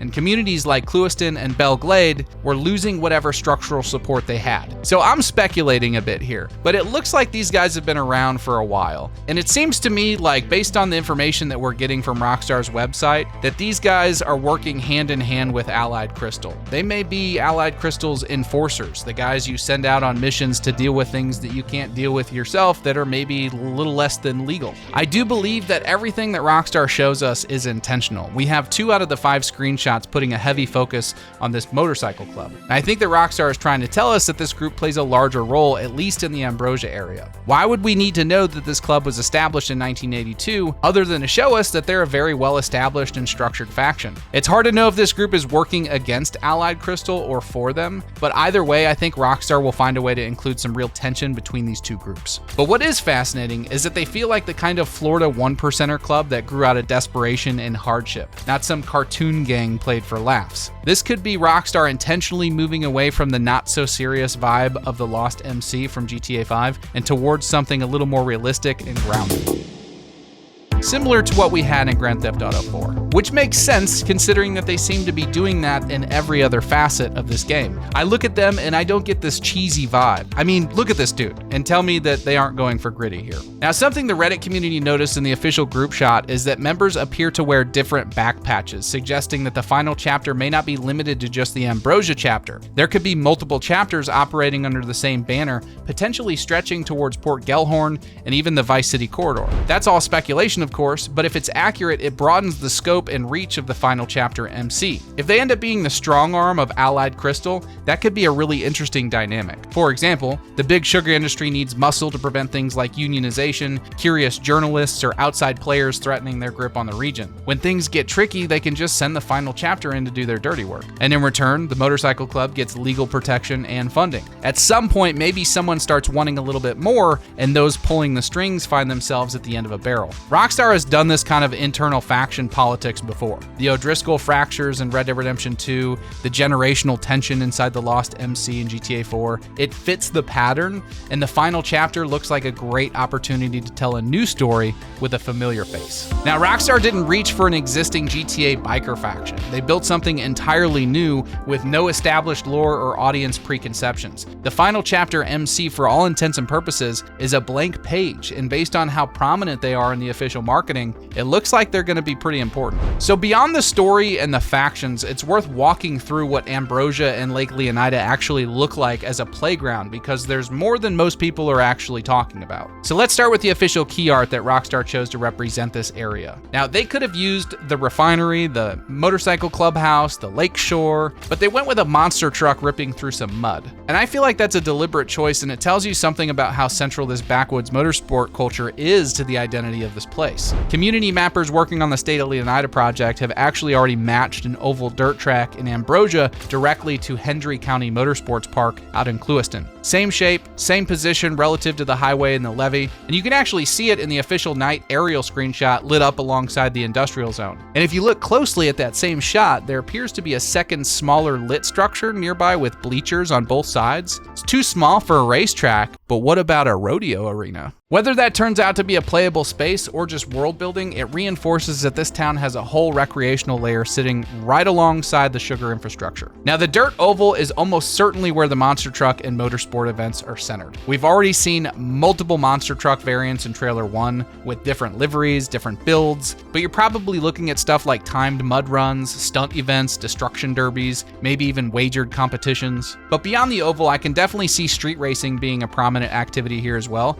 The industrial boulevard layout behind the refinery gives these wide, flat roads with less traffic and police presence. And then there's the mud culture that exists outside of any organized event. Central Florida has a deeply embedded tradition of off-road meetups, bog runs, and lifted truck culture, and the mud flats and the back roads surrounding Ambrosia look like exactly the kind of environment that Rockstar builds ambient off-road content around. The kind of stuff that you just sort of stumble onto when you're out exploring. Now, Rockstar has been building that layer of incidental world detail since Red Dead Redemption 2, and everything we've seen suggests that GTA 6 is taking it even further. Now, on the water, you've got freshwater fishing and open water boating on Lake Leonida, and based on the lake's large open center, boat racing feels like a natural fit. I would love to see them explore more on the water stuff with Lake Leonida, especially with freshwater fishing. They could really flesh that out and make it something interesting. The refinery itself is confirmed as a mission location per Red Bull's official GTA 6 coverage. The building layout, the industrial complex, the rail access, the lake adjacency, all points towards something multi-phase. Now, whether that's some kind of like heist or a sabotage run or something else is purely speculation at this point, but Rockstar doesn't build a location that detailed just for atmosphere. The final chapter's motorcycle club and their presence along the highway and rail network to me feels like we're going to be moving product across the state in some sort of like smuggling run and cat and mouse game with local police departments. Now, Rockstar has always understood that the world is only as believable as the people moving through it, and I think they'll be doing their best to make sure that Ambrosia is unique with the kinds of people that you'll run into here and the overall vibe of the town. The baseline NPC type is going to be your blue-collar folks, your refinery workers in stained clothing and high-vis vests, trucker caps and work boots at the diner. These are your GTA 5 Sandy Shores and Grapeseed types just transplanted into a sugar town. They're tired, sarcastic, maybe even half hostile to outsiders. Then you've got the final chapter motorcycle club characters riding around on the street in packs or posted up outside a bar on a Friday night. Your typical faction that more or less leaves you alone if you leave them alone, but they're more than capable of responding to you violently if provoked. Now, the corporate and political class sits above all of that. So Allied Crystal managers in branded polos with clipboards, or security at the refinery gates who make it obvious that you don't belong inside, or political campaign workers placing signs and standing on street corners asking you who you're voting for. And then there's the stranger mission carriers, and Rockstar always seeds these into their worlds, and Ambrosia has the raw material for some good ones. I think of somebody that's like obsessed about the environment and they're looking into Lake Leonida and all the stuff that the sugar companies are pouring into the lake, and you as the player may have a choice to help them or deal with them for Allied Crystal. Maybe a bitter ex-final chapter member who wants payback or protection, or a refinery worker who's seen something and can't let it go. What ties all this together is the ambience. Overhearing NPCs discussing topics like the refinery, the bikers, the election, something washing up in the lake, locals that are complaining about Allied Crystal or its opposition. That's the world that Rockstar is building out here, and by the looks of it, they aren't treating Ambrosia like some small throwaway town on the outskirts. This looks to have significantly more detail than a place like Blaine County or Grapeseed, but with a very similar vibe. So Vice City is getting all the attention, the neon, the beaches, the nostalgia, and I get it, it deserves it. But Ambrosia is where Rockstar can slow it down for the player and provide us a unique American small town experience with plenty of opportunity for both chaos and relaxation. So looking at Port Gelhorn on the official Grand Theft Auto 6 website, it says cheap motels, shut down attractions, and empty strip malls won't bring the tourists back. But there's a new economy in this once popular vacation spot. It's fueled by malt liquor, painkillers, and truck stop energy drinks. jump on a dirt bike, and hold on to your wallet. There's a lot to unpack there, and we're going to get to all of it. So as usual, let's start with the real-world inspiration behind Port Gelhorn. Now, if you've ever been to Florida, you've probably at least heard of or even maybe visited Panama City Beach. Most Americans above 30 know Panama City Beach because of spring break. For decades, it was one of the biggest party destinations in the country. MTV filmed there, and every March, tens of thousands of college kids would descend upon Panama City Beach. The brightly lit strip ran wall to wall with clubs, bars, mini golf, and other tourist attractions. But that infamous party scene would not last, because after a publicized sexual assault in a house party shooting that injured 7 people in 2015, Panama City Beach slammed the brakes on spring break, with more than 20 new laws targeting rowdy behavior. And unfortunately for the town's economy, it worked. Some businesses saw revenue drop by 70 to 90% during what used to be peak vacation weeks, which forced bars, clubs, and hotels to shut their doors permanently as the crowds moved on. And what was left behind was an overbuilt party town with an entire infrastructure designed for chaos and a place that was suddenly no fun to party in anymore. And then when Hurricane Michael hit in October of 2018, that was just the final nail in the coffin for this once prosperous vacation spot. Michael was a Category 5 hurricane with 160-mile-an-hour winds that made landfall directly over Panama City. At least 74 people died in the storm, and when the waters finally receded, the damage added up to around $25 billion. So naturally, when the jobs started leaving, the economy dried up, and what moves into that sort of economic vacuum is what Rockstar is leaning into for Port Gelhorn. But we'll get to that in a minute, because Port Gelhorn isn't just Panama City Beach. Rockstar is pulling from several different places at once. The motels, the diners, the strip malls, those are all pulled from Panama City, not the tourist beach side, but the mainland city. Grand Theft Auto 6 fanatics have already matched specific in-game buildings to real addresses. The Easy Inn, for example, lines up visually with an Econo Lodge off Highway 98 on the Panama City side, and the diner where Jason and Lucia pull a robbery in the 2022 leaks, well, that's loosely based off of a closed Waffle House on Richard Jackson Boulevard. If we head further south, you get a whole nother layer of inspiration that Rockstar is pulling from. Port Charlotte and Punta Gorda both sit on the Charlotte Harbor, which is west of Lake Okeechobee. And on the Leonida map, Port Gelhorn sits in almost the exact same spot. Now, Kelly County, which is the fictional county which surrounds and includes Port Gelhorn, looks like a blend of Lee and Collier counties in southwest Florida. Lee County for the mid-sized Gulf City feel and the crime rate,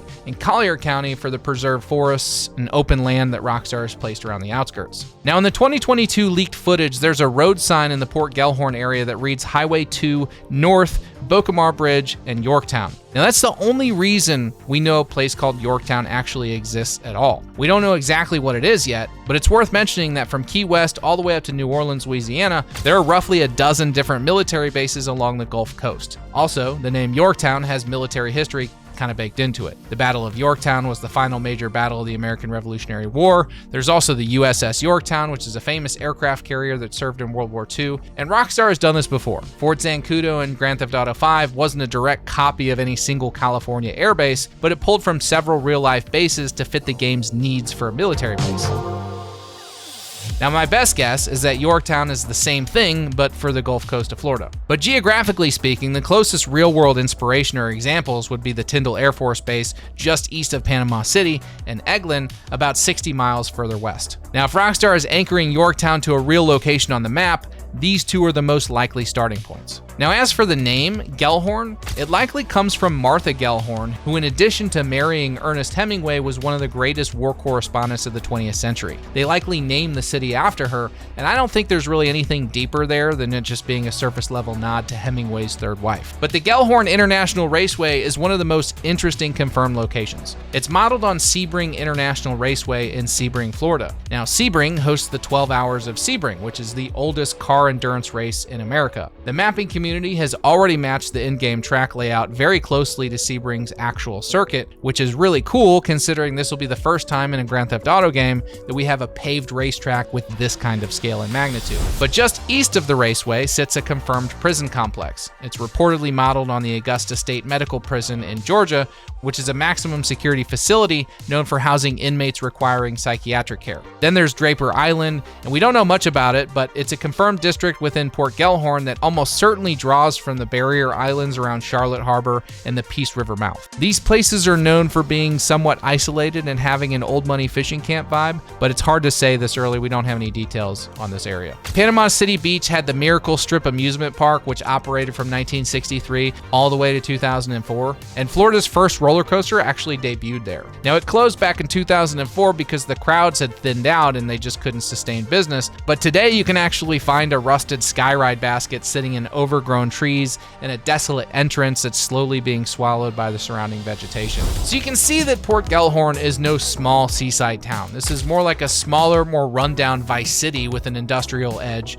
and a poor economy. So what kind of activities will we see and participate in for Port Gelhorn? Well, first, let's start with the outskirts surrounding the city. The website specifically mentions dirt bikes, and I'm not sure if that's meant more as a means of transportation for the kind of NPC that lives and inhabits these areas, or if it was a hint that Port Gelhorn has a greater focus on rural roads and rural terrain than what is obvious to the eye. But I will say that the flat pine woods and the rural backroads of Collier County is exactly the kind of landscape that you would expect to see off-road recreational vehicles. Things like trail riding, mudding, motocross, and more. In addition to motocross events, again, we have the Gelhorn International Raceway. And if Rockstar builds this thing out the way they tend to do with larger locations like this, you're probably looking at organized race events with crowds, and more than likely some pretty interesting side content or missions revolving around races or the people running them. The Port District opens the door for all kinds of activities and missions, and Rockstar has a long history of using port environments as mission sandboxes. Anything from loading stolen vehicles into a shipping container for some quick cash, or stealing someone else's shipment altogether. And sitting within the Port District is the Salvage Yard. And what makes this interesting is that it isn't just cars. There are also boats mixed in alongside the vehicles, which points towards marine salvage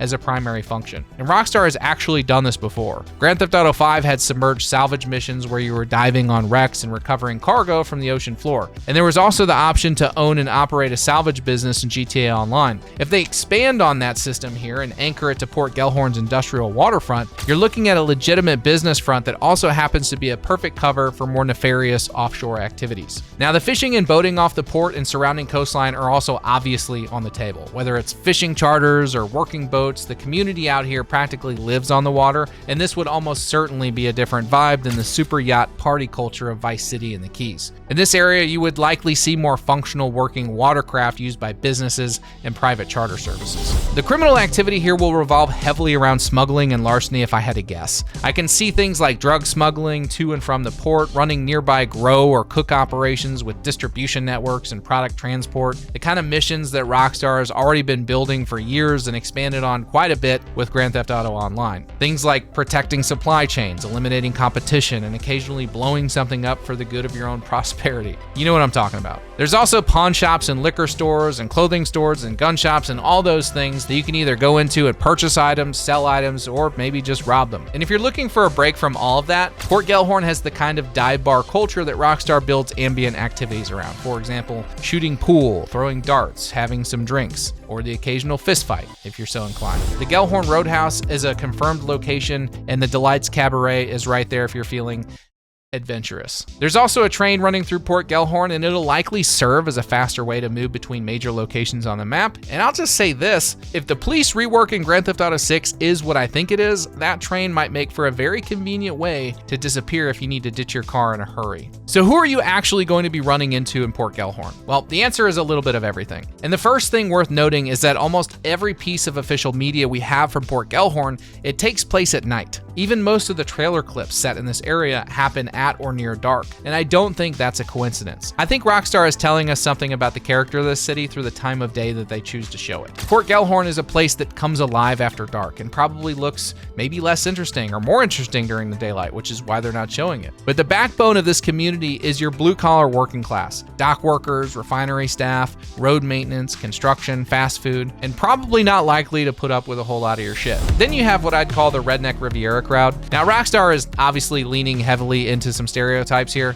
but having spent almost 10 years living in the southeastern United States myself, I can tell you that the gap between the parody and the reality here is smaller than most people would expect for this kind of scene. Now, of course, in an area like this, you have the drug distributors, the grow facility crews, the organized criminal groups, and I expect to see a lot more criminal faction activity here than somewhere like Leonida Keys or Mount Calaga, for example. The kind of NPC factions I would personally love to see here would be rival motorcycle clubs to the final chapter MC. Maybe this is where Rockstar reintroduces the Lost MC for GTA 6. You could also have the street level stuff, like drug addicts wandering around at night, sketchy characters looking to rob you or boost a car, prostitution in the darker corners of the residential district. And then there's the homeless population, and you can see here in this screenshot in front of the cabaret that you've clearly got a couple of homeless people that are down on their luck pushing a grocery cart. This is a city with a visible poverty layer, and Rockstar is not pulling punches. I can also see hunters, or at least dudes walking around in camo in this area or in the Pine Flatwoods and the rural outskirts. I don't think hunting will be limited to Mount Calaga.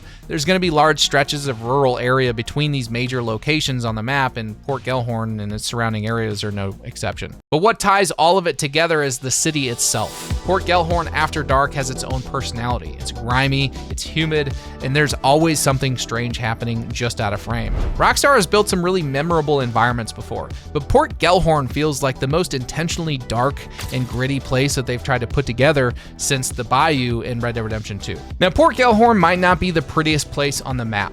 It's not going to have the neon skyline of Vice City or the natural beauty of Mount Calaga, but it might be one of the more interesting places to visit because Rockstar didn't just build a rundown beach town. They built a place with a real story behind it, a city that had something and lost it, and is now running on whatever fills the vacuum when legitimate society checks out. And based on everything we've seen, they've absolutely nailed it.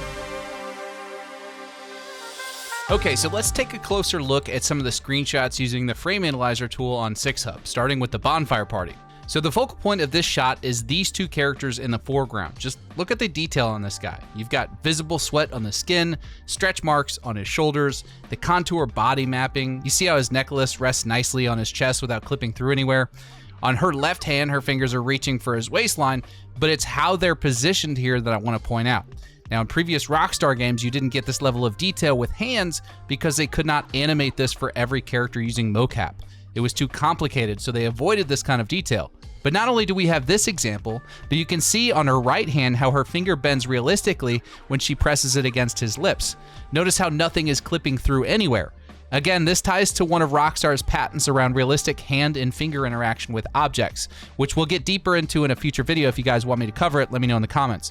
But her hair is also contouring to her body rather than floating independently, which is something that has historically been a problem in games, period, let alone an open world game at this scale and level of detail. And there are many other examples of dynamic hair in both trailers and leaked footage from 2022. Now look at the background. You've got heat distortion rising from the bonfire, which is a real-time atmospheric effect, and we're going to touch on that more in a minute. Every NPC back there is a unique model. Nobody is repeating. And on the far left, you can see what looks like train tracks running behind the tree line and a small trailer with a busted-out window parked nearby. The NPCs in the back left also appear to be sitting dynamically, which tells us that Rockstar is looking to pose NPCs in far more realistic ways. Now on the surface, this is a party scene. Underneath, it's Rockstar showing you exactly how far the character rendering and animation systems have come. Now this next one I want to show you guys is pretty cool. The setting here is clearly a commercial scale indoor grow operation running out of what looks to be some sort of converted residential building.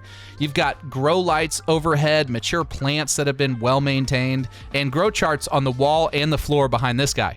The older guy in the foreground with the heavy tattoo work, the gold chain, the gold bracelet, rings on both hands. And look at how his jewelry sits, by the way. It's, again, contouring to his neck and chest rather than just floating on top of the skin. This is that same body mapping system that we just saw in the bonfire screenshot. But it's what he's holding in his hands that makes him really menacing. This looks like a shovel handle, which combined with this guy back behind him and the props that he's carrying looks like there's some kind of murder and burial that's about to take place. The guy in the back has a baseball bat in one hand and what looks like a revolver half hidden behind him. And also his torso is covered in scars from what looks like bullet and knife wounds. The level of detail on these two make me think that they're more involved than just your average run-of-the-mill NPCs, but if they are just random gang members, I'm going to be blown away at the level of detail and care taken for the non-playable characters across this game as a whole. Now this one is really cool, and I want you to look closely because there's a lot of context here that tells you exactly what's happening. The woman outside the car seems to be a drug supplier. She is handing a bag of blues, which is the street name for counterfeit M30s, which is basically pharmaceutical branded fentanyl. And she's handing these pills through the car window. And that bag, by the way, is not a personal use quantity by any stretch of the imagination. There's somewhere between around 500 and 1,000 pills, depending on how big that actual bag is. And current Florida street prices for counterfeit M30s or blues, by the way, you're looking at anywhere between $10,000 and $20,000 worth of product changing hands in the screenshot. Now look at the guy who's receiving it. He's sitting in the backseat of the car with heavy neck and face tattoos, piercings, chain jewelry that's contouring to his chest. And this car looks like a fairly nice car with leather interior. Then there's this guard back here standing behind this woman leaning up against the grill of a truck. Between the guy being driven around and sitting in the back seat here, the guard, the volume of product, this is likely a mid-level dealer taking delivery from his supplier. Now, could he be some kind of wealthy rock musician type who happens to have a taste for large quantities of pressed fentanyl? I mean, technically, yes. But a mid-level drug dealer meeting a supplier in a random industrial location away from prying eyes while her security watches over the transaction is a much safer bet. So let's look at the Starlet Motel. And this one deserves a close look because, again, there's more happening in this frame than you might catch at first glance. And it's worth noting that this location also shows up in the official key art for Port Gelhorn, which tells you that Rockstar considers it a landmark for this city. It's a place of importance. The sign itself is straight out of the 1960s American roadside culture, with the vintage neon light bulb arrow, the vacancy sign still lit, the king-size beds, low rates, pool, and Wi-Fi. These are all things you'd expect to see on a motel sign like this one in a place like this. It's desperately trying to stay afloat by housing traveling truckers, teenagers looking for a party spot, or even working girls. We're going to come back to that. Now, the pool is visible in the background, and it's definitely still operational. That pool specifically matches footage from the 2022 leaks, where that exact location appears to be used as a mission start point for Jason, where a funny conversation can be overheard between the two men arguing over Jay Norris and how he plans to download your brain and sell it to the Chinese. Over off on the left, there's this figure kind of standing by himself at the entryway of this motel parking lot. And near the green truck parked there appears to be some kind of transaction happening. This lady standing here leaning into the window could be a drug deal, could be something else entirely. I mentioned working girls a minute ago. Now, over by the motel entrance, underneath the overhang, there are two figures, one of whom appears to be taking a photo, and there's a cat walking by. Now, I wonder if this is Rockstar telling us that NPCs will now acknowledge animals more dynamically than they did in Red Dead Redemption 2, but who knows? And in the upper left-hand corner behind everything, there's what looks like a radio tower, which could be a functional radio station. And there is a sign which is difficult to make out, but you can see what looks like the letters NPR, which for those of you that don't know, stands for National Public Radio. Now, looking at the Delights Cabaret screenshot here, we can see the marquee sign out front, and it says new girls, new food, open all night, hiring dancers. There are at least two cars that are running in this parking lot. This one's parked out front, likely picking up or dropping someone off. The driver of this truck is standing here talking with this guy that looks like he's lighting up a cigarette or something else maybe. There's what looks like at least one bouncer throwing someone out and maybe another one posted at the door wearing a biker cut. And then there are these two ladies that could be employees or just patrons standing outside. The poster near the door reads Ladies Night, which is interesting because that suggests that Rockstar may have built some kind of calendar or rotation system for this venue. Maybe they have different nights, different events, potentially male dancers for those that want to go see that. And up here and to the right, you have some garbage kind of lining the curb. And in the lower right-hand corner, there are a couple of what look like homeless people pushing a shopping cart full of stuff. Now I want to look at this overhead shot for Port Gelhorn because there is a ton going on here. We're going to spend a minute on this one. Starting in the background, you can see a port crane complex sitting on the waterfront. Even at this distance, the scale is huge. This is a serious industrial operation going on over here. Now down by the train, there's an NPC that appears to be waiting at a metro stop. Right next to them is someone either leaning into a window of a parked car talking with someone, or they're looking to break into that parked car and steal it. This is a new level of ambient NPC behavior that we haven't seen in a GTA game before. Now on the left side of the frame, there's what looks like a sports complex of some kind with lit up fields, maybe lit up baseball fields or soccer fields. It's hard to say at this distance. And on the right side, there's a church, which is actually a very deliberate detail for a city like this. The Gulf Coast evangelical culture is a real and significant part of life in this region, and Rockstar including it grounds Port Gelhorn as this actual community rather than just a crime sandbox.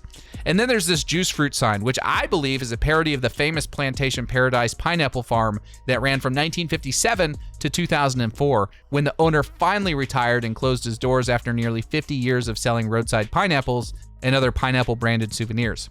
Now let's take a look at what's going on in the sky here, because this is actually a huge new development. But I don't know anything about dynamic weather, so I'm gonna bring in someone more experienced here to explain exactly what we're looking at. Jeff, would you mind telling him what we're looking at here? Sure thing, Sav. Let's check out the GTA 6 Hub frame analyzer for this. If we look on the right-hand side, we can see that we have a mature cell and a less mature cell to the left. What makes me really excited about what we're seeing here is the prospect of having realistic dynamic weather inside of GTA 6. This is where our inflow jet would be feeding into what would be the mesocyclone right here, the spinny thing. If we look at this image of an actual supercell, you can see some big similarities. We can just make out the start to the overshooting top. Now here on this side is where Virgo would be coming out, all the light rain, and down below would be all of your rain and your hail. We can even see signs of outflow over here and back here. This is where the back sheared anvil is located. If we were to have a waterspout and or a tornado, it would be formed right along this area down here where the wall cloud would be located, and this is where your tornado would be located and or waterspout.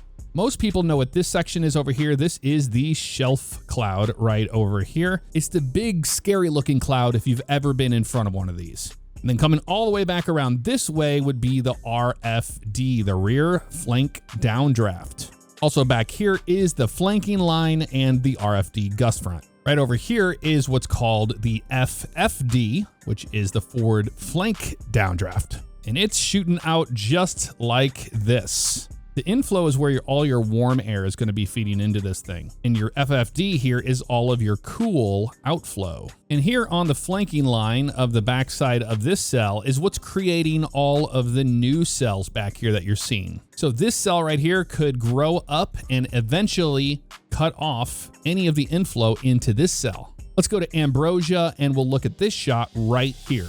So looking at this shot, on the opposite side, we can see this is a mature cell right here with a pretty good overshooting top already starting to form right up there. Back on this side, we can see some smaller cells that are starting to form. Now, all of these clouds in this level right here are called cumulonimbus, otherwise known as CB. Another really cool thing to note here is that in GTA 5, we did not have dynamic wind at all. We can see that the smoke here is going this direction to the southeast. This means all of these storms that we're seeing in the distance are all moving this way, and it's noted by the shape of it right along here. This being north, this being to the west, this is the south, and this is to the east of the shot. It's incredibly exciting to see all of these dynamics happening in real time that show that there is wind prevalent in the game. Another really cool shot is this one at night in Ambrosia, and I want you to pay attention back here. So you got these different cloud layers all along here, but right here, this is what's important. This is all heavy, heavy rain. Why is that important, you ask? Because we have never seen any actual rain shafts in a Grand Theft Auto game. You might be wondering, Jeff, how do you know all this? I have been chasing storms and tornadoes since 2011. So I wanted to give you an insight as to what I was seeing in these images. But hey, this could just be a big theory. However, there's a lot of evidence that supports that we're gonna have a dynamic weather system in GTA 6. Hopefully that clears some things up for you, Sav. That was Jeff Favignano, everybody. Thank you so much, Jeff, for hopping in the video and being a part of this. And you got me really excited about the potential weather and wind going on in GTA 6. So the real-world inspiration for the Leonida Keys is one of the most unusual places in the United States. The Florida Keys are a chain of about 1,700 islands that stretch southwest off the southern tip of Florida. But only a handful of those islands are inhabited or large enough to even talk about. And these particular islands are all connected by US Highway 1. also known as the Overseas Highway. It hops island to island across a series of bridges starting at Key Largo and working its way through Isla Morada, through the Middle Keys, and ending in Key West. And Key West is literally the end of the road, the southernmost point in the continental United States. There's nothing past it, just 95 miles of open water before you eventually hit Cuba. And that geographic isolation shapes absolutely everything about the culture of this place. Now, Rockstar's official description of the Leonida Keys reads like this: gateway to paradise. The usual dress code is casual, the bars are loaded, life in the tropical archipelago isn't flashy, but it's easy. Get your buzz on and pull up a deck chair, but look out, you're right on the doorstep of some of the most beautiful and dangerous waters in all of America. Beauty mixed with danger could sum up the entire state of Florida quite nicely,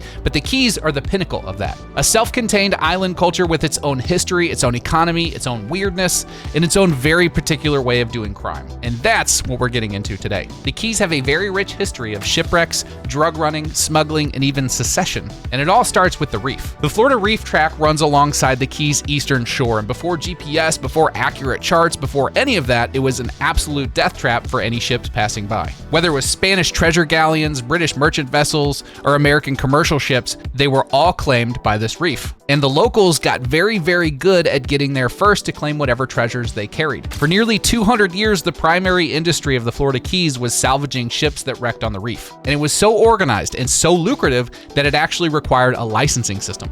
Government licensed salvage masters would bid competitively to respond to a wreck.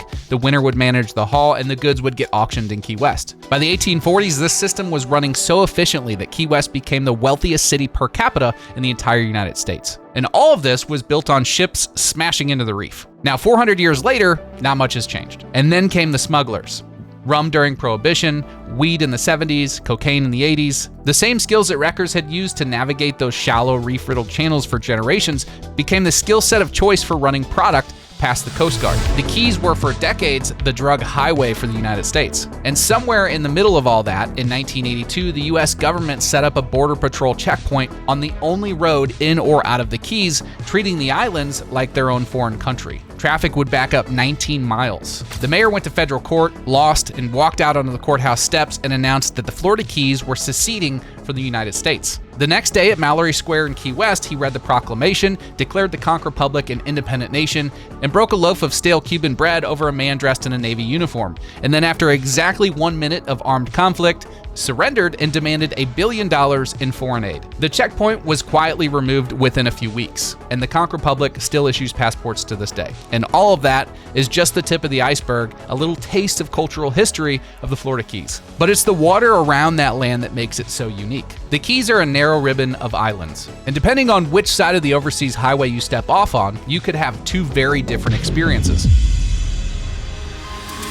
On the Atlantic side, or the east side, you have this deep, vivid blue water with the reef in the distance, trade winds keeping a chop on the surface of the water, and just a few miles offshore, the bottom drops away into the Florida Straits, where the depth actually exceeds 6,000 feet. Now, this is where the Gulf Stream runs. This is where you'll find the big fish, and this is also where you'll find the smuggling lanes. This is where you're diving the reef and exploring the deeper wreck sites. And given what Rockstar has accomplished with weather systems and day-night cycles in Red Dead Redemption 2, the sunrise coming up over the Atlantic is going to look absolutely incredible. Now, on the bay side or the Gulf side to the north and west, it's a completely different world. You have the shallow green-tinted water with seagrass beds visible from the sandy bottom, mangrove forests lining the shoreline to the north, and on a flat, calm day, it looks more like an inland lake than an actual ocean. And it is massively productive. This is the nursery of the entire Keys ecosystem. Sharks, manatees, juvenile fish, birds, everywhere. And this is also where the Keys have been running product quietly for nearly 100 years. The mangrove tunnels are literal tunnels. These are passages through the canopy so dense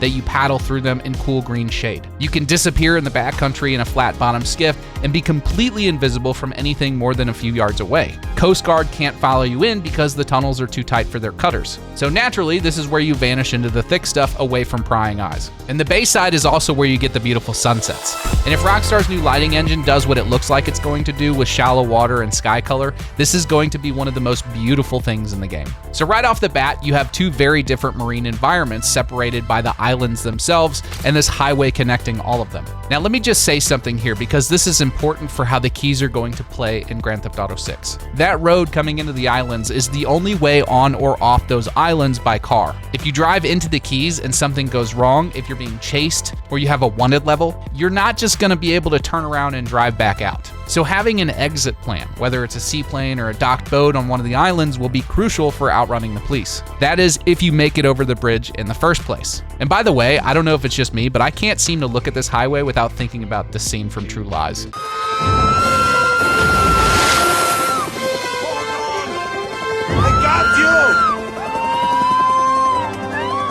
Rockstar, I'm asking nicely, please, please.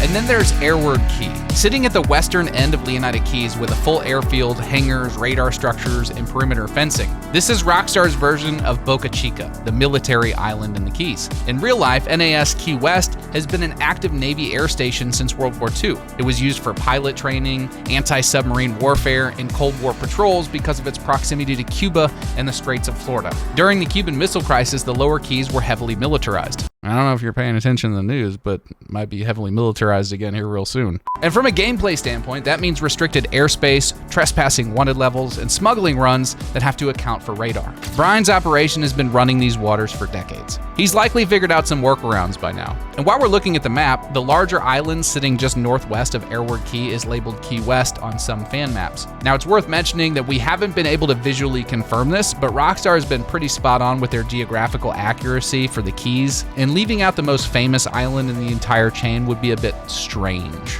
Now, given what we know about how much homework Rockstar does, I'd be pretty surprised if that island doesn't end up being exactly what it looks like on the map. So we know the geography, we know the history. Now let's talk about what's actually on the ground in Leonida Keys, because this is where Rockstar's research really shows up. The Marina is at the center of everything out here. In a place built on water, it's the community hub, the job site, the local economy, and the social club, all wrapped into one. Brian's Boat Works in Marina and Key Lento is a full-service operation with fuel docks, wet slips, dry storage, mechanics, boat repairs. It looks exactly like the hundreds of working marinas that you'd find up and down the real Florida Keys. And for every marina in the Keys, there's at least 2 bars. Rockstar has given us the Rusty Anchor, and it is a perfect recreation of the archetype.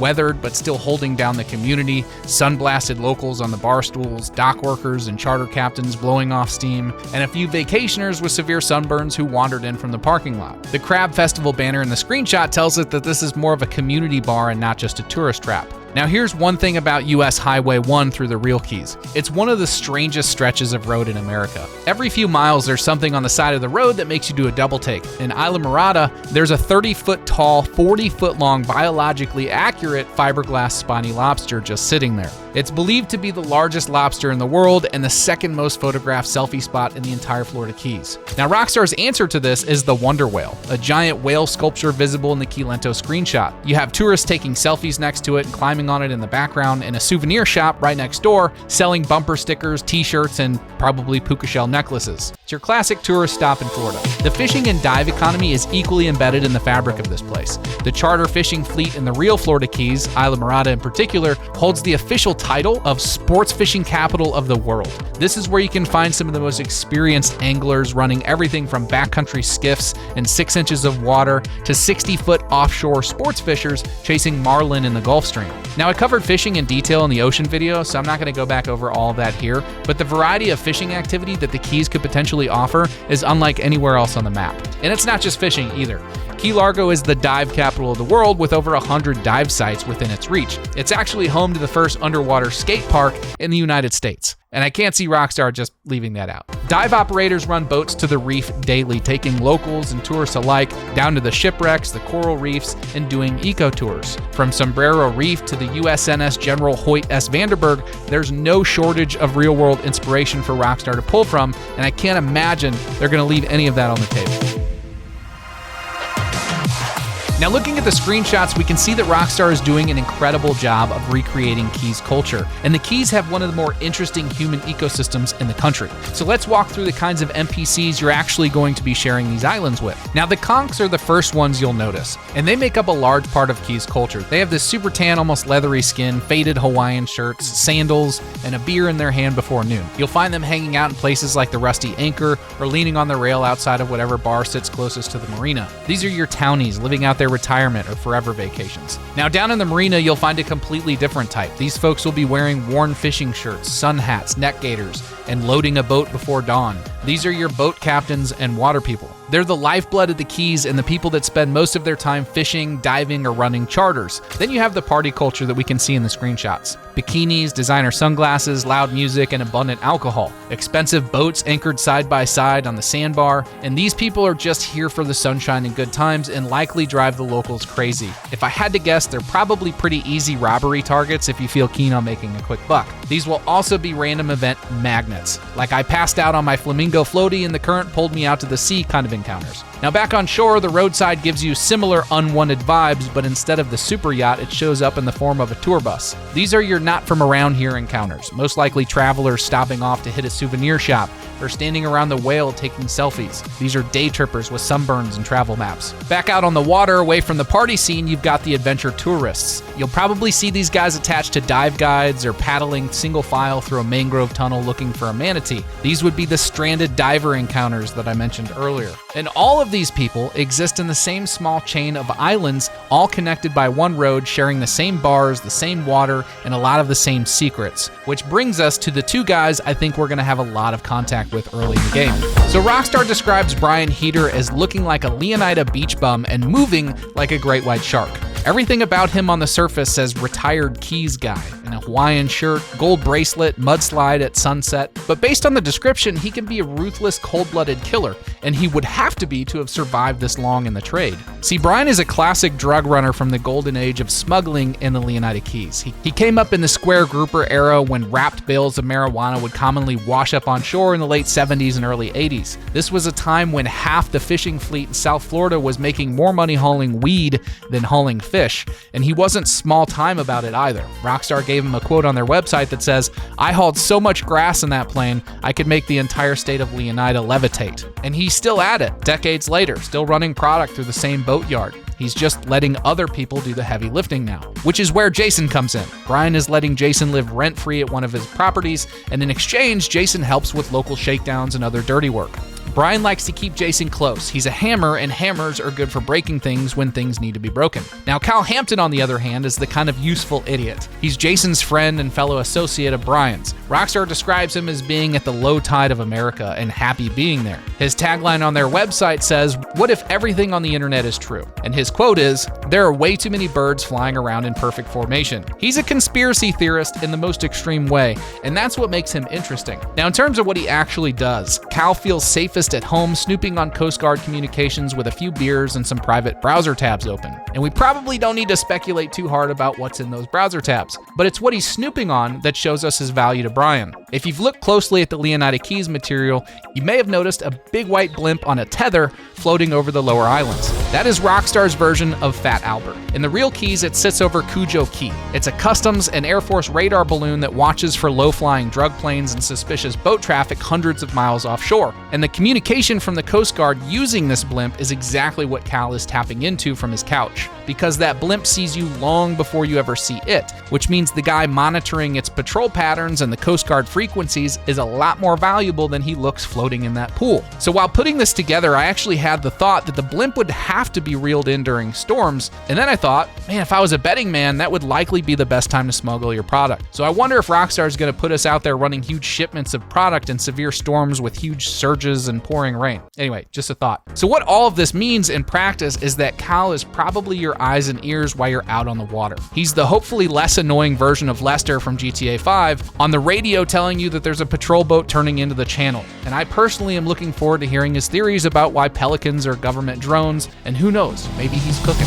So that's the criminal skeleton of Leonida Keys. Brian's holding the operation together from the marina, Cal is holding it together from his couch, but what does all of this actually look like from a gameplay standpoint? Well, let's get into that. The Leonida Keys is almost certainly where the game begins. You're easing into the controls controls, getting comfortable behind the wheel and on the water, and slowly branching out as Brian starts handing you more and more work. Early on, the jobs are likely pretty quiet, maybe running product between marinas or moving things on a seaplane or doing your shakedowns for Brian. Nothing glamorous per se, just enough to make a few bucks and keep Brian happy. But the Keys are more than a criminal playground. This is South Florida, and that means fishing is serious business. I said it in the Oceans video, and I'll say it again. If Rockstar sets a game here and gives us half-baked fishing mechanics, that is a genuine disservice to the location. The fishing culture in the Keys is not a casual activity. It's a professional subculture with its own language, its own hierarchy, and its own economy, and the setting demands that Rockstar treats it that way. So what I'm hoping for, what honestly seems like a pretty basic expectation at this point,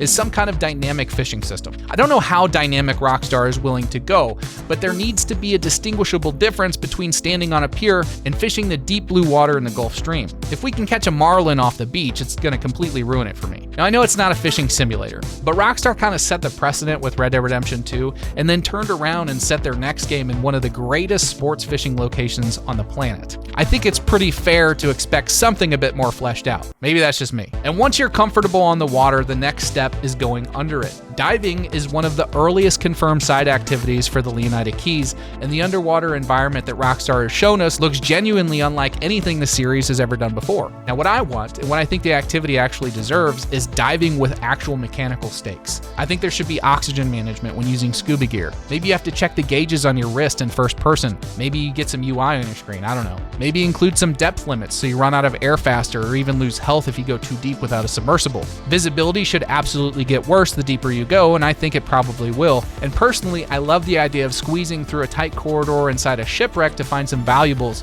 while avoiding tiger sharks and other things prowling in the depths. In other words, the difference between snorkeling a shallow reef in about 20 feet of water and diving into a wreck 60 feet down in the dark should feel completely different. If every dive feels the same, the ocean kind of loses its flavor. But if diving has stakes, it becomes a thrilling gameplay loop, and I think it'll draw players in. And for the love of God, Rockstar, please fix the swimming controls.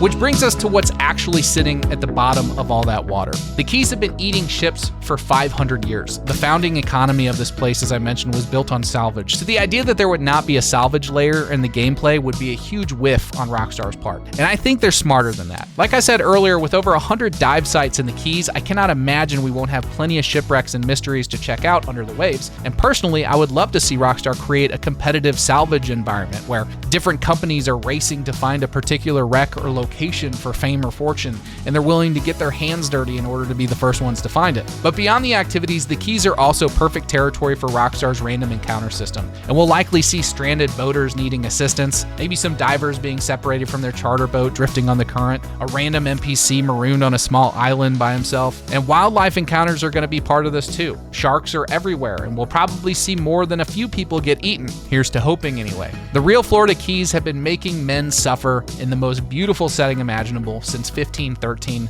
when Ponce de Leon named them the Martyrs, because the silhouette of the islands against the horizon reminded him of suffering men. And hopefully Rockstar has found a way to make that interactive. So according to the Rockstar website, we're a long way from the 80s, but Vice City is still the sun and fun capital of America. The glamour, hustle, and greed of America captured in a single city. Each neighborhood has something to offer, from the pastel Art Deco hotels and the bright white sands of Ocean Beach, to the bustling panaderias of Little Cuba and the bootleg brands of the Tishawaka Flea Market, out to the Vice City port, the cruise ship capital of the world. So obviously Vice City is based on Miami and the Miami-Dade County area. It's huge, so the best way to tackle it in a video like this is in regions. So I've divided this video up into sections, starting with the oceanside barrier island and working our way into the downtown area, and then eventually sprawling out into the city limits where you can find the really cool cultural districts like Rockridge, Vinewood, and La Pearl. I also want to say that this game isn't out yet. Any or all of this can change, and I undoubtedly will have missed some things, but the point of this video is to show you what Rockstar is looking at when designing these areas and kind of help you better visualize the city they're building as we go. So starting on the barrier island, we have several beaches. Now it's worth noting that the beaches of Miami run the entire length of the barrier island, from South Beach to the south, all the way up to the north end of Golden Beach. The legendary Ocean Drive is what most people think of when they think of Miami. It's a strip of pastel-painted Art Deco hotels with neon lights and more supercars than you can count. During the day, this place is a moving car show with beautiful car after beautiful car just driving down the street. The hotels that you can see lining the strip in these screenshots are what give Ocean Drive its iconic look. The architecture here is actually from the 1930s and 40s. The city has preserved over 800 unique buildings with curved corners, these porthole windows, and those vertical neon spines that light up the whole street after dark. There's really nowhere else in the world that looks quite like Ocean Drive, and Rockstar is recreating it down to the last detail. The street itself is a slow-moving two-lane road that barely functions as a thoroughfare because everyone is constantly slowing down and taking in the sights. As mentioned, classic cars and exotic rentals cruise Ocean Drive constantly as this never-ending rolling car show. You'll see open-air cafes lining the hotel side of the street where you can find a mix of tourists enjoying $20 cocktails and people watching. And there's almost always a live DJ or some other ambient music coming from inside a restaurant or club. While cruising down Ocean Drive, you'll see a mixture of rollerbladers, photographers, influencers, people walking dogs, and tourists from all over the world. Across the street on the ocean side is Lummus Park. It's a wide stretch of grass and palm trees that kind of acts as a buffer between the busy street activity and the beach. Now in Lummus Park, or rather Rockstar's recreation of it, we'll have an outdoor gym where we can see Jason pumping iron in Trailer 2, but beyond the gym, Lummus Park is also packed with activity. In the real Lummus Park, you'll see vendors walking the sand selling coconuts and bottles of water. You'll also see rental huts where you can rent out jet skis, paddle boards, and snorkel gear. And as you transition into the sandy beach area, you have all the activities that come with beachgoers. Here in this particular screenshot, we can see a huge upgrade in the NPC population that I've covered in a previous video. Not only the quantity of the NPCs, but the quality and the uniqueness. There are literally hundreds of them, and they all look very different from each other. But they're all just out enjoying their day in the sun, getting tan, throwing a football, jogging, or even scouring the beach looking for treasures with metal detectors. It'll be really interesting to see if Rockstar allows us, the players, to participate in activities like this, like throwing a football or metal detection, or if these are just ambient NPC activities to sort of make the world feel more alive. Either way, I think it'll only help with the immersion. But as the day bleeds into evening and the sun drops over the bay to the west, the vibe begins to shift. The beach crowd starts thinning out, the rollerbladers disappear, and Ocean Drive becomes a brightly lit corridor of neon nightclubs. The neon light from the buildings begin lighting the ongoing car show, and the streets transition to thousands of people looking for a place to grab a drink and maybe make some bad decisions. And I think Rockstar understands the vibe of this area because based on screenshots like this one, the police will likely have their hands full with intoxicated NPCs when they aren't chasing you, of course. Now, one block west of Ocean Drive is Washington Avenue. During the day, it's the working spine of South Beach. It has grocery stores and other shops, but at night, it's a completely different machine. Washington Avenue actually becomes the club and bar corridor that runs parallel to Ocean Drive. And historically speaking, Washington Avenue has had one of the more notorious reputations for drug deals, muggings, and street crimes after midnight. And tucked into the middle of all of this is Flamingo Park, which is a 36-acre recreation hub. You've got tennis courts, baseball, basketball, soccer, and football fields, a track, an 8-lane lap pool, and a dog park, all packed into the heart of South Beach. Now, we already know that there will be at the very least NPCs throwing footballs and playing basketball, so someone kicking a soccer ball isn't much of a stretch. Dogs and tennis were introduced in Grand Theft Auto 5, so an area like this could feel very alive in the sense that it's being used properly by the NPCs inhabiting it. Again, it just kind of comes back to whether or not we'll be able to do these things. These are all gameplay mechanics that still haven't been revealed, and somewhere in the general area of Ocean Beach will be the personal garage with a weapons locker and a fence drop point. Now, this was mentioned on the website for that vintage Vice City pack. This is also where Rockstar has parked the 1955 Vapid Stanier for anyone that pre-orders GTA 6 before November 19th.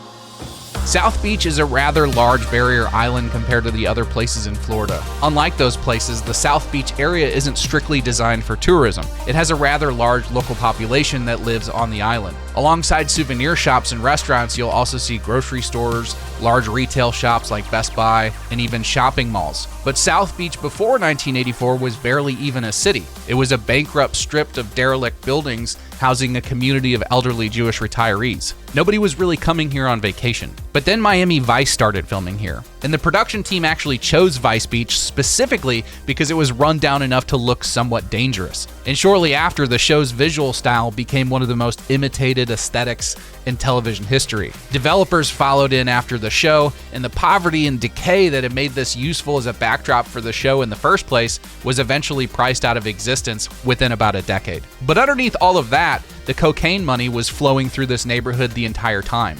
At the peak of the Medellin cartel's Miami operation, an estimated 1/3 of the city's entire economic output was derived from narcotics. John Roberts, Mickey Monday, and Griselda Blanco all had their networks running directly through South Beach. And the pop culture history baked into these streets also make it really interesting. The building at 728 Ocean Drive that was used for the infamous chainsaw scene in Scarface is now a CVS pharmacy. And 1 block away, Gianni Versace was shot dead on his own front steps by a serial killer in July of 1997. Today, it's a luxury hotel, and those very steps where he died are now a popular selfie spot. And Mr. Versace, as we can see from the bloodstains there on the steps, was apparently killed as he tried to re-enter through the large metal gates to the villa. Now, if we head north on Collins Avenue, the character of Vice Beach changes once again. The boutique hotels and the budget properties give way to these mammoth resorts that stack as many rooms as possible along the oceanfront. This is the mid and upper beach resort corridor, and these are properties with multiple pools, private beach clubs, celebrity chef restaurants, and nightclubs that pull in millions of dollars on a single weekend. Now, in real life, this stretch of Collins Avenue has hosted some of the most famous names in entertainment history and has appeared in more Hollywood productions than almost any street in Florida. If you continue north past Mid-Beach, you hit Surfside.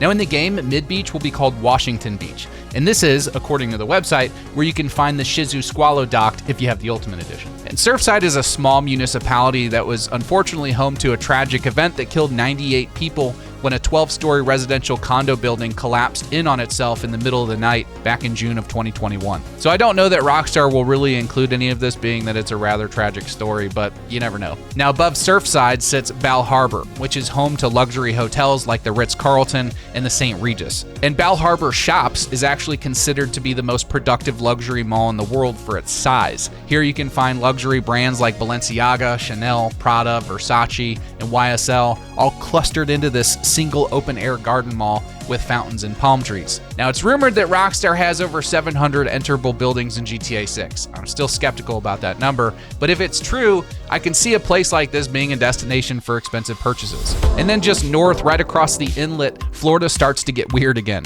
Tucked between Bal Harbour and the mainland is Hullover Beach, which is, believe it or not, a clothing optional beach. On busy days, it actually pulls in thousands of visitors from all over the world. And Rockstar has not shied away from both male and female nudity in previous games. Now, this would be a giant step in that direction.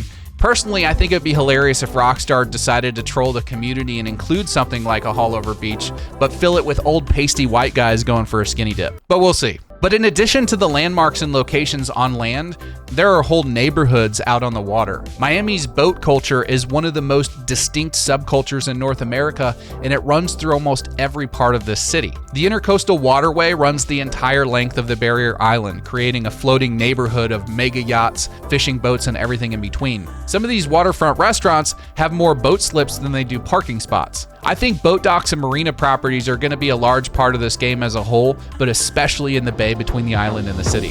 So what does all of this mean for Grand Theft Auto 6? Well, this is going to be one of the busiest areas in all of Leonida. The ambient energy here is exactly what Rockstar builds their best open world content around. The side missions in a place like this practically write themselves. Maybe a club owner needs an overdosing celebrity moved out of his establishment before he dies in the VIP section. Or a nosy photographer snapped a photo of some rich guy with his side chick, and he needs that guy and the photo to disappear. And somewhere on this strip, there's gotta be an FIB informant held up in a hotel room on a very high floor who needs dealing with. The point is, there are countless ways for Rockstar to make use of this area, and I can't wait to explore it. Now, the beating heart of Miami is the downtown area, and here you'll find a little bit of everything from high-end penthouse pool parties and luxury shops to busy cruise ship ports and outdoor markets. So looking at the GTA 6 mapping project, we can see that these guys have named what would be the Brickell area of Miami as Tequesta.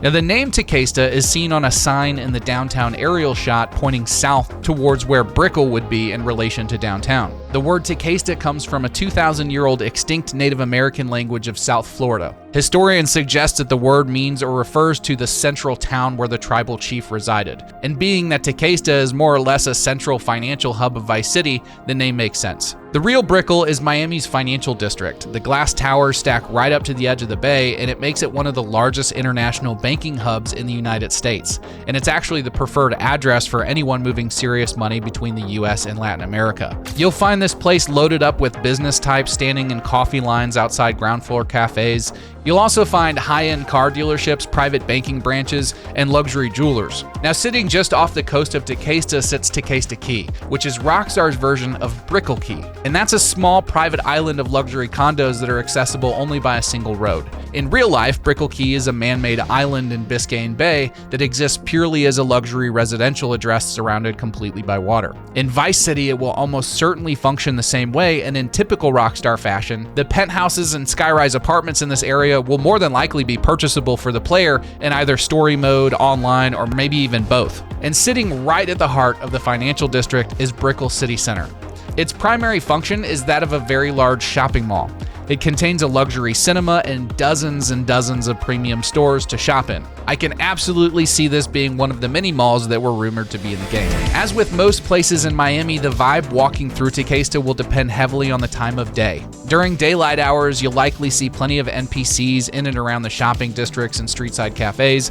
At night, it'll likely feel a little bit quieter when all the shops close and everybody moves up to the penthouse suites. Now, if we go back to this aerial screenshot, this is Rockstar's version of downtown Miami, and there's a lot to unpack here. The Sahara Arena sits center frame. That's their version of the Casaya Center, which is home to the Miami Heat basketball team. Now, they've rebranded this, of course, in Vice City as the home of the Narcos. And it's still unclear if there will even be sporting events in GTA 6, but with the Narcos branding and the square footage that this place takes up, I would think that Rockstar would make good use of it. It would be absolutely amazing if there was an actual simulated basketball team that played here, and you could either tune into the games on television or go to one in person, but I think that's a bit of a long shot if I'm being honest. Now, next to Sahara, you have the Concert Hall and the Vice City Arts Center. In real life, the equivalent is the Adrian Arch Center for the Performing Arts, and it's actually one of the largest performing arts complexes in the world. It has almost a 2,500-seat opera house, a 2,200-seat concert hall, and it puts on nearly 400 performances a year.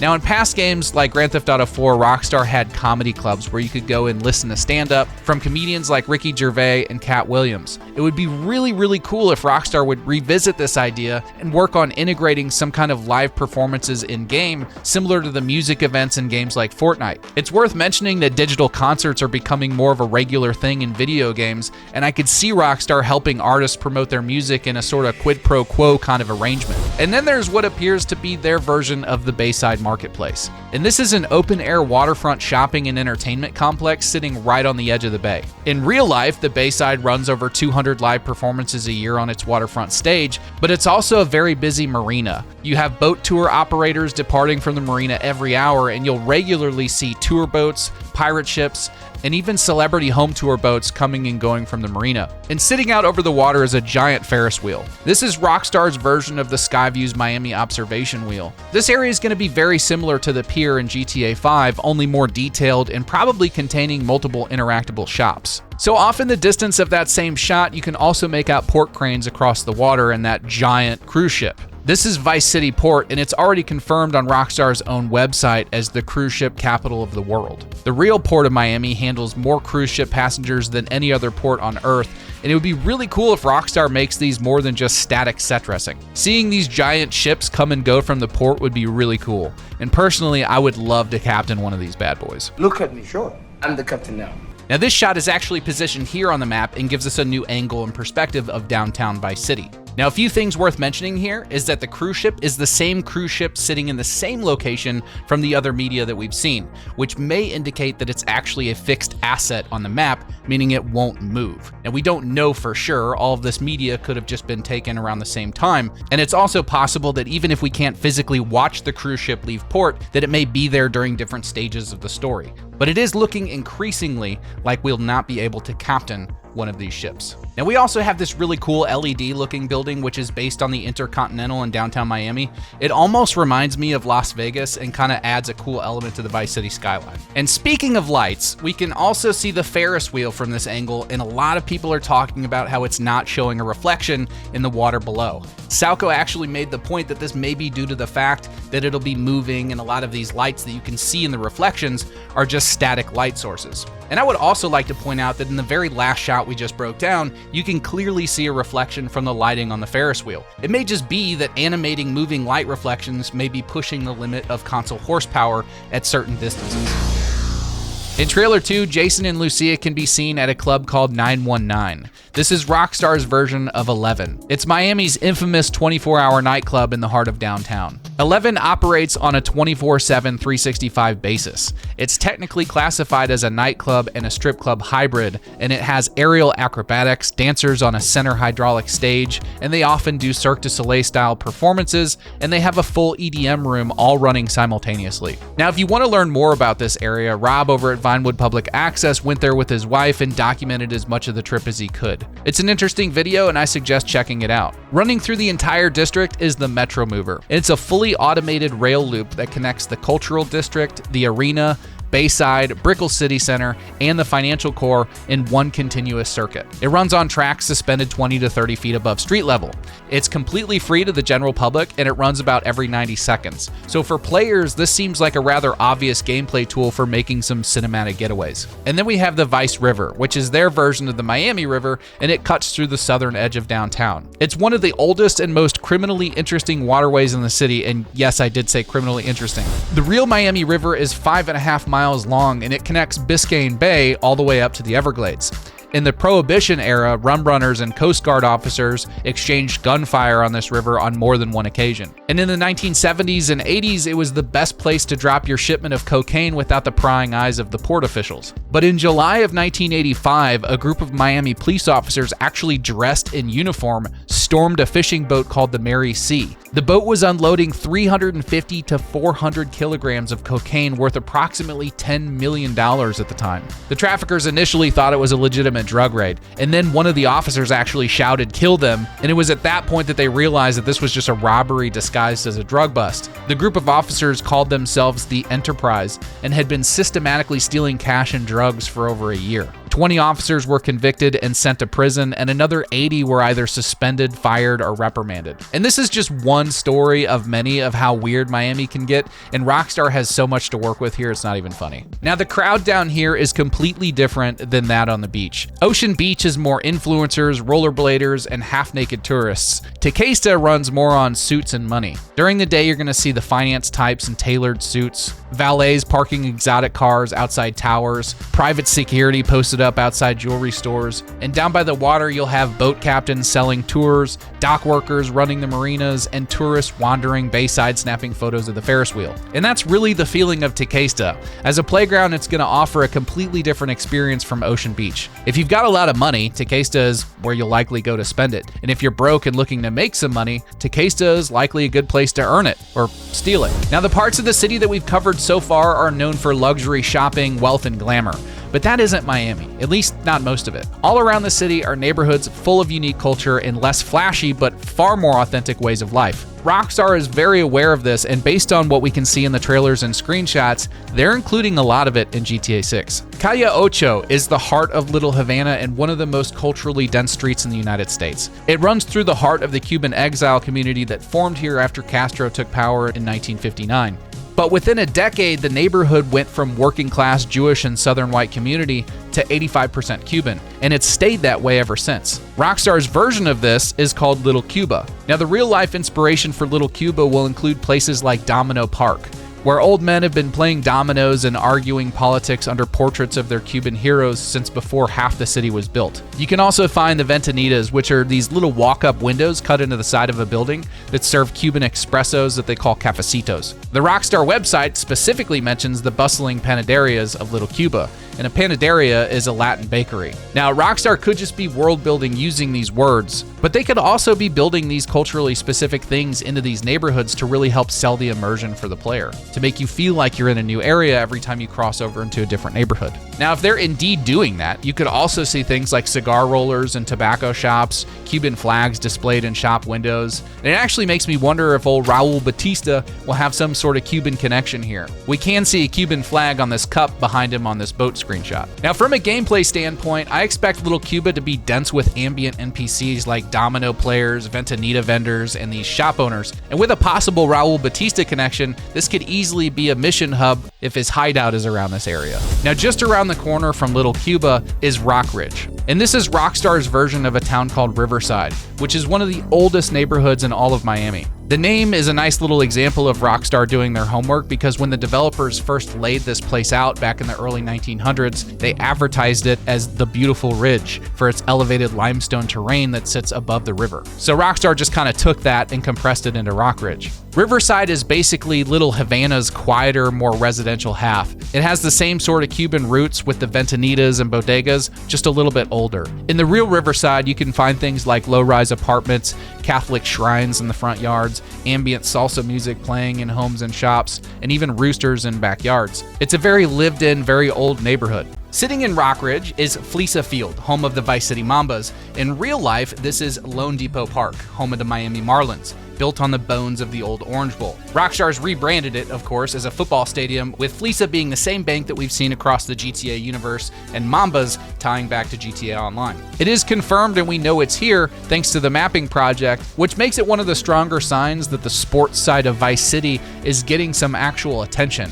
Maybe it's just the lore and ambience, but either way, I'm here for it. The thing that makes Rockridge interesting, though, is the river. The Miami River runs along the entire edge of this neighborhood, and right at that riverbank is what could be the centerpiece of the whole town. In real life, there's a massive entertainment complex going up called the Riverside Wharf, and it's this luxury hotel with a private marina for mega yachts and what's set to be one of the largest nightclubs in the entire Miami area. It's currently unknown if Rockstar is building this, but it would be a fantastic location in an otherwise quieter area. I think the geographic location of Rockridge is interesting with the location of the river. I can picture myself pulling a heist or something downtown, hopping on the Metro mover, and just as the Metro crosses the river into Rockridge, bailing out into the water, swimming up and stealing a boat from the marina and booking it for the Everglades. Anyway, north of Little Cuba, you have Rockstar's version of Little Haiti, and this is probably one of my favorite locations that I've discovered so far. Little Haiti doesn't look like anywhere else in Miami. The buildings are lower, the colors are brighter, and the signage switches from Spanish or English to Creole. The ambience has a very Caribbean feel to it. You'll see Haitian flags on storefronts, botanicas, churches, and record shops all on the same block, and a 9,000 square foot indoor Caribbean marketplace. Now, it's modeled after the Iron Market in Port-au-Prince, Haiti, and Rockstar looks to have represented Haitian culture significantly in the trailers and screenshots.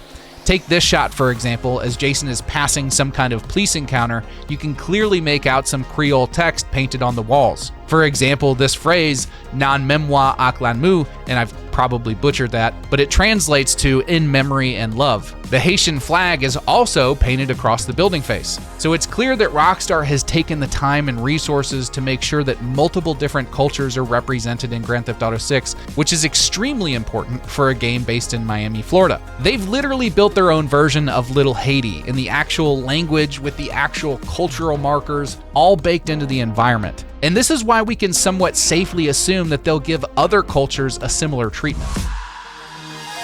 Now, in this shot from trailer 2, you have these three guys that look pretty intimidating. The whole shot is short-lived, but the key frame here is a blink and you'll miss it moment. In the frame analyzer tool over on 6Hub, shameless plug, if we stop at frame number 3095 and zoom into the background, you have this community bulletin board, and it has some flyers on it. One of them is from the La Pearl Caribbean Market, which is likely based on the Mache Haitien, which literally translates to Haitian market. Now, if we look at the one on the left, you can barely make out the words our neighborhood and not Stockyard. And it's hard to say what this means because we can't read all of it, but we do know that Stockyard is a neighborhood and also La Pearl. And we'll get to Stockyard in a bit, but it did undergo a significant amount of artistic gentrification, and this flyer on the community board may be trying to preserve the cultural integrity of La Pearl. They may not want modern non-Haitian graffiti art pushing into the neighborhood, as we can see here in this shot of La Pearl. Now, operating out of Little Haiti is the gang that calls themselves San for San. Now, we know this thanks to the 2022 leaked debug code that revealed encounters and locations tagged with the phrase San for San Hood. Now, San is a Creole word for blood, by the way, so the gang's literal name is Blood for Blood. A bit of digging uncovered some now obvious clues pointing to this Haitian gang and the neighborhood it operates out of. If we look at this screenshot here, the man in the foreground has a chest tattoo that reads Pearl. And if you go back to the bulletin board that we just dissected in the last screenshot, La Pearl shows up again on the community flyers. Then in this screenshot, we have these columns supporting the Metro Mover rail line, and spray painted on those columns is the word Pearl, indicating that La Pearl is almost certainly what Rockstar is calling their version of Little Haiti. La Pearl translates to the Pearl in Haitian Creole, and Haiti itself was historically known as the Pearl of Antilles. It was once the most profitable colony in the entire Western Hemisphere. So all of these guys here on screen are likely San for San gang members. And San for San is of course a fictional gang, but it may be loosely based on the Zo Pound gang. Zo Pound is a Haitian-founded street and organized crime gang that actually started in Miami around 1990 as a self-defense group and then eventually evolved into one of Florida's most feared outfits. They're tied to drug trafficking, armed robberies, home invasions, and even river piracy. They built a reputation by robbing vessels on the Miami River and moving narcotics through Haiti for the Colombian cartels. The gang's founder, Ali Zo Adam, actually just recently did an interview on Vlad TV about building a multi-million-dollar cocaine pipeline and then the 2007 federal case that brought down the original gang. I've actually dropped a link down in the description if you guys are curious and you want to watch it. The Zo Pound empire ended in the early 2000s, but the XXX Tentacion case is proof that Zo Cruz never fully disappeared because 3 of the men involved in his 2018 murder were identified as members of the Zo Mafia family, which of course is a Zo-affiliated Haitian street gang. And in the Bad Boys movies, more specifically Bad Boys 2, there's a fictionalized Haitian street gang that plays a large role in the story. So if you want a flavor of how Rockstar could be using this in GTA 6, I highly recommend checking out that movie. It's also just a great movie in general. Rockstar is notorious for including pop culture references and inspiring whole missions on scenes from movies, so it wouldn't surprise me at all if we get some Bad Boys 2 references. So San for San isn't just some random street gang that Rockstar has pulled from thin air. There's some actual lore and real-world inspiration behind this crew, and based on how often they're featured in the official screenshots, they seem somewhat important. As for gameplay, La Pearl looks like it's likely going to be one of the more active gang neighborhoods on the map. With San for San operating out of here and showing up in this many screenshots, I would expect hostile NPC encounters, gang-related missions, and even some gang aggression if you're rolling through the wrong neighborhood. Now, just east of La Pearl likely sits Crosstown, which we believe is Rockstar's version of Overtown. And the name itself is interesting because I-95 runs directly through this neighborhood and literally crosses through the heart of it. Overtown was once called the Harlem of the South, and in the 1940s and 50s, this was the cultural and commercial heart of Black Miami. Ella Fitzgerald, Count Basie, Nina Simone, Ray Charles, they all performed here at one point in time. The clubs on 2nd Avenue actually ran 7 nights a week, and one of the foundations of Miami soul and funk sound, Deep City Records, was even based here. But then in 1965, the state of Florida ran I-95 directly through the middle of it, and the highway completely destroyed over 10,000 homes and displaced about 40,000 residents in just a few years. Overtown today still has a small, rich music and nightlife vibe though. You can find venues like the Urban on Northwest 2nd Avenue running hip-hop events and live DJ sets. You'll even see street takeovers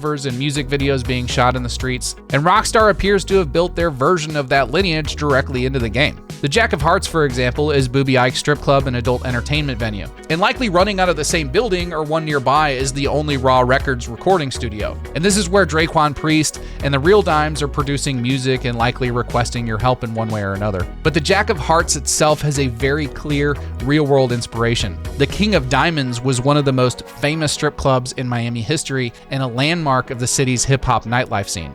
Major artists, athletes, and entertainers all made it a regular stop for years, and the club actually went bankrupt in 2019 and then reopened in a new location in 2020. If you actually look at the Jack of Hearts logo and compare it to the King of Diamonds logo, you can see it's almost a one-for-one. West of Crosstown and north of Little Cuba sits what the mapping community has labeled Ecan-Fanaca and Belleville. These are 2 districts that we believe cover the area of Miami known as Alapata and Liberty City. Ecan-Fanaca is actually an older spelling of Okefenokee. a word from the Hichiti Miccosukee language of the Seminole tribe that translates to bubbling water and was historically used to describe swampland. Alapata is more of a wholesale distribution district. You'll see produce markets, meat warehouses, loading docks, bodegas, and during the day, the streets are full of delivery trucks and workers moving products through the supply chain that helps sustain Miami's fresh food intake. But interestingly, hidden away in this area sits one of the most expensive private art collections in Florida. The Rubel Museum has a collection of around 7,000 original works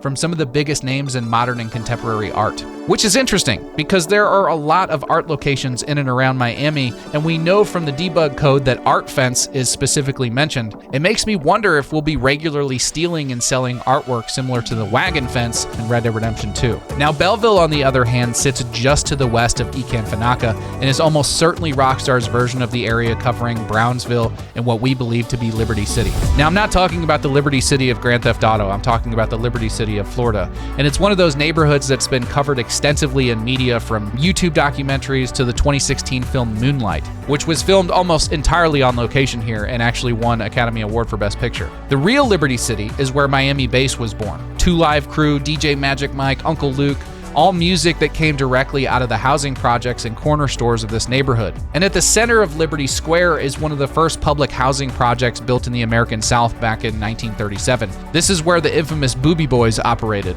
Now, the Booby Boys were one of the most powerful drug organizations in Miami history. It was run by a man named Corey Smith that went by the nickname Booby.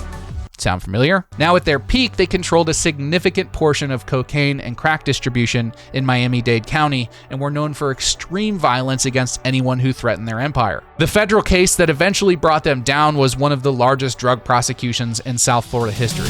Now, it probably isn't a coincidence that one of the confirmed GTA 6 characters is Booby Ike, and Rockstar describes him as a Vice City legend who turned the streets into a legitimate empire. His quote on the official website reads, "The club money pay for the studio, and the drug money pay for it all." Miami has a history of music empires, from the Miami bass sound in the 80s to the major artists of today like DJ Khaled, Rick Ross, and Pitbull. Booby Ike and Only Raw Records feels like a similar story with a more criminal-inspired background, which is why the dynamic between Booby Ike, Draquan Priest, and the Real Dimes is so interesting from a gameplay standpoint, because there's likely going to be some sort of power struggle at some point that may shake up the dynamic of these 4 people, and Jason and Lucia will undoubtedly be at the center of it. Now, whether Belleville specifically covers Liberty City, or whether that history gets absorbed into Crosstown or Ekanfanaka, we don't really know yet. Now, in the GTA 6 mapping project, sitting just northeast of La Pearl and Crosstown is a place called Stockyard. We're pretty sure that this is Rockstar's version of Vinewood.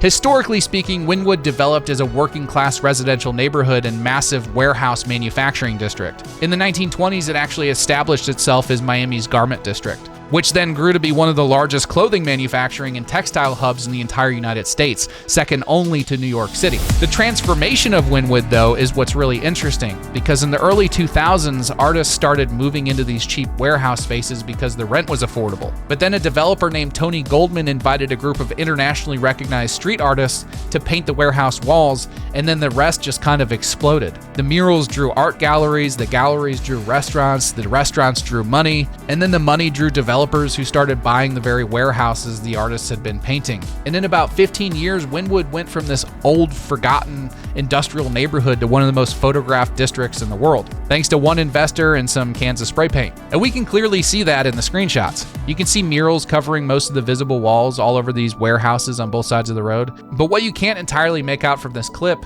is the true culture of Vinewood, which is less Pimp My Ride car show like we see in this screenshot and a little more artsy-fartsy. The car show we're looking at in the clip is likely just an event that was held in an otherwise trendy hangout for 20-somethings looking to express themselves. Or maybe Rockstar is using the look of the area and applying their own culture to it. Who knows? And also with the Ultimate Edition, you'll be able to shop at the newly announced Stock 305 clothing store, which thanks to the website we know is located in Stockyard. And alongside Stock 305 is an exclusive tattoo shop called Electric Fang Tattoo, where Jason and Lucia will be able to choose from over 50 different signature tattoos views, all designed by the artist collective Fail. As far as gameplay, Stockyard kind of feels like a social and collectibles district more than a combat one. Think of like photo ops, murals worth finding, ambient NPCs filling out the art crowd, and probably the kind of trendy venues that Rockstar likes to use for its online hangout spaces. If GTA 6 has any kind of collectible or photography mechanic, I would bet that you're going to spend some time here doing that. We also have a small district based on the design district of Miami, but we don't really know much about it yet. On the mapping project, it's labeled currently as Speculative Bohemia. In real life, this is where the world's most exclusive luxury brands have built some really interesting buildings to kind of showcase their products. You'll have brands like Hermes, Louis Vuitton, Prada, and Dior, but instead of a mall, each brand has its own sort of standalone building that's designed almost as an architectural piece of art. And the whole district is an open-air neighborhood of galleries, design showrooms, and public art installations. Feels very similar to Vinewood. As far as gameplay, it's hard to say what this area could offer. It sounds like a high-end shopping district with some interesting architecture. I don't know if there will be some missions or side stories or anything that comes out of this area, but it's kind of cool. But almost as a complete opposite to the high-end luxury shopping experience, you have this place called Tishawaka. Now, if I describe to you a real-life Florida neighborhood as having Islam-inspired architecture with mosques, minarets, and streets named after Arabian Nights characters, you would probably have some questions. But then you factor in the city government under active FBI investigation and a flea market that sells bootleg brands, and you would assume that I was talking about the Rockstar parody version. I'm not. Tishawaka is Rockstar's version of Opelika, Florida. The full original Seminole and Muskogee name for the area was Opatisha Wakalaka,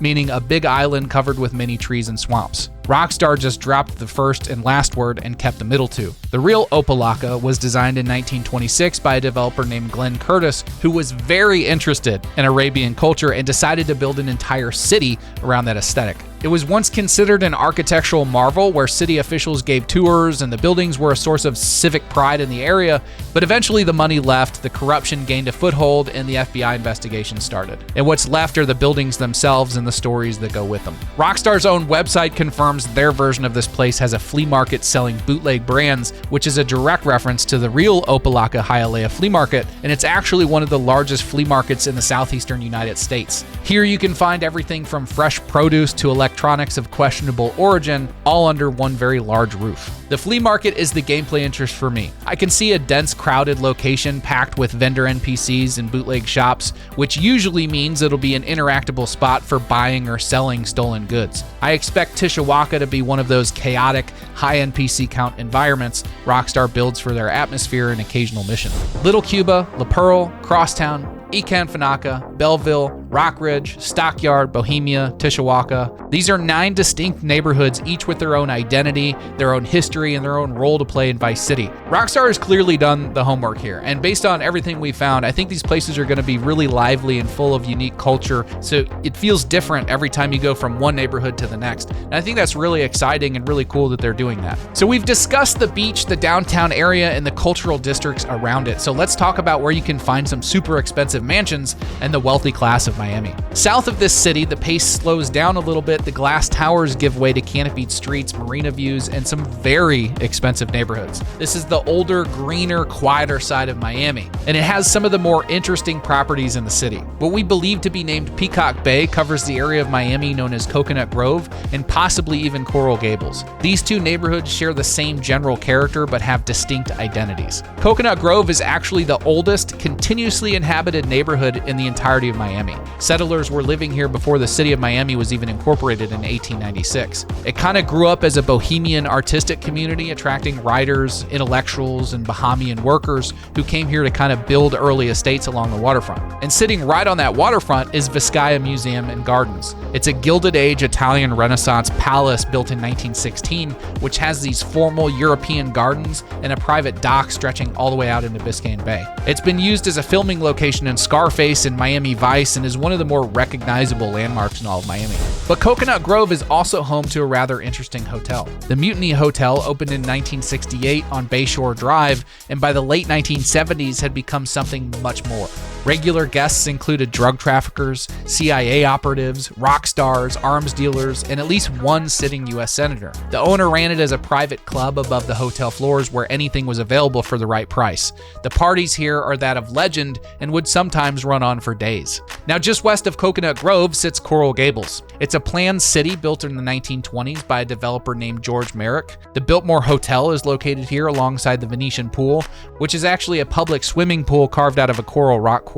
Coral Gables also has Miracle Mile, which is this upscale shopping and dining street that Rockstar very well may include as yet another shopping location. But together, Coconut Grove and Coral Gables are the more upscale, wealthy residential districts than the rest of the city. The expensive real estate also extends out onto the water in the bay as well, but we'll get to that in a minute. Sitting alone in the bay just off South Beach is Flagler Memorial Island. It's a small man-made island that you can only reach by boat. At the center of it stands a roughly 100-foot tall obelisk that was built in the 1920s as a memorial to Henry Flagler, one of the early developers of Florida. And we know this is already confirmed as we can see it in both the artwork and the screen grabs from the trailers. North of the 404 sits the Venetian Islands. It's this chain of small man-made islands that are all connected by this causeway.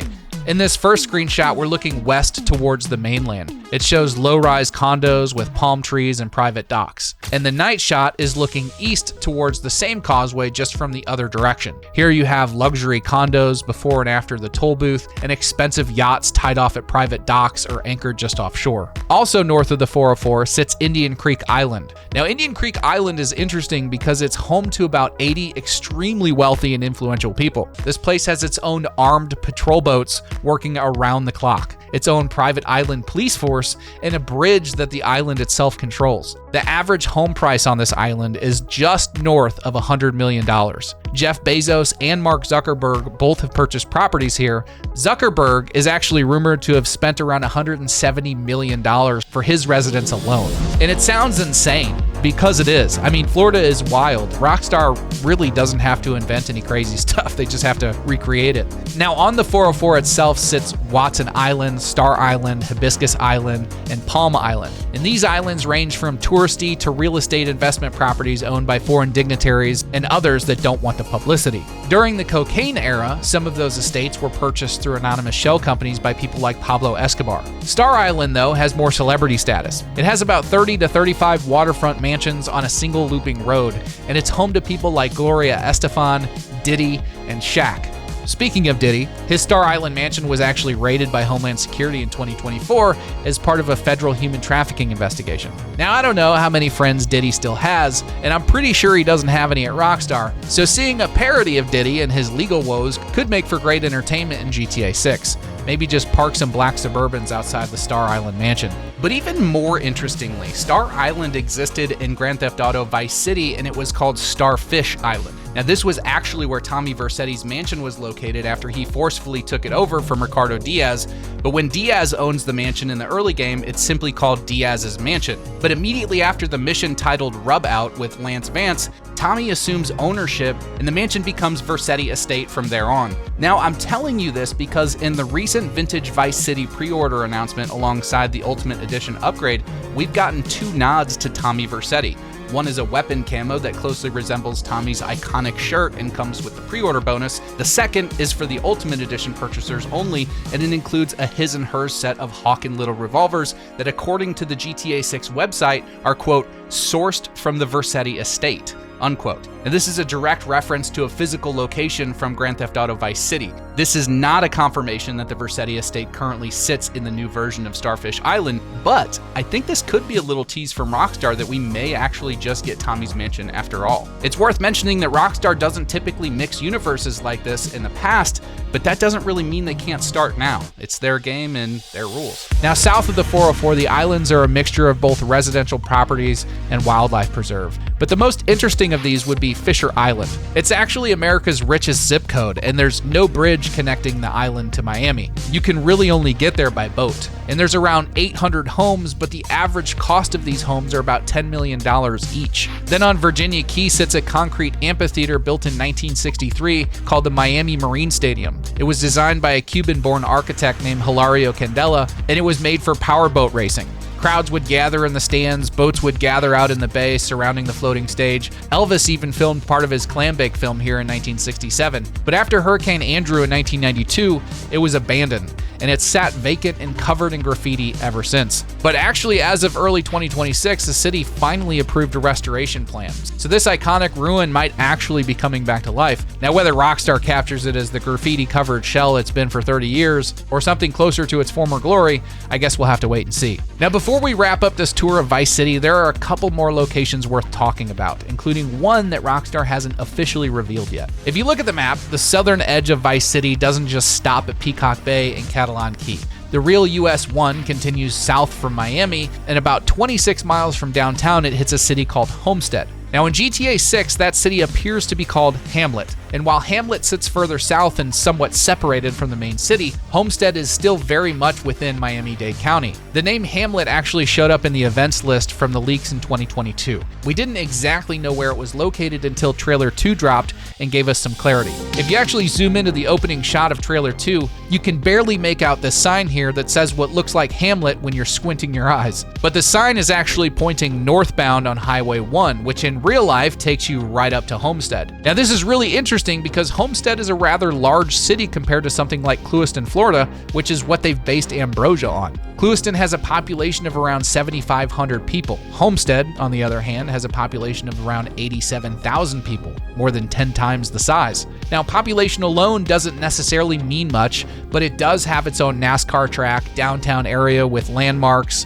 like the old Seminole Theater and the famous Coral Castle. And if that wasn't enough, Rockstar has placed Lucia's prison right outside of Hamlet. Thanks to the GTA 6 mapping project and the wizards over there working on that thing, we now know that they've triangulated its position based on a mixture of real-world data and screenshots from the trailers. Big shout out, by the way, to Yanis. He's been very helpful in this series, answering all of my questions and helping me understand not just where something is, but how we know it's there. So thank you, sir, for your knowledge and expertise. We greatly appreciate what you guys are doing over there, and you can check out the mapping project using the link down below in the description, or you can find it on its own tab over at 6hubhq.com. Now, to be fair, Homestead is located in Miami-Dade County, so it very well could just be absorbed into the larger Vice City area, but as a district similar to Little Haiti or Rockridge. But if that's the case, there'll probably be another district between Hamlet and Peacock Bay to kind of help fill in the city, and this would likely be based on West Perrine, which is a small unincorporated suburban community which is home to about 10,000 residents.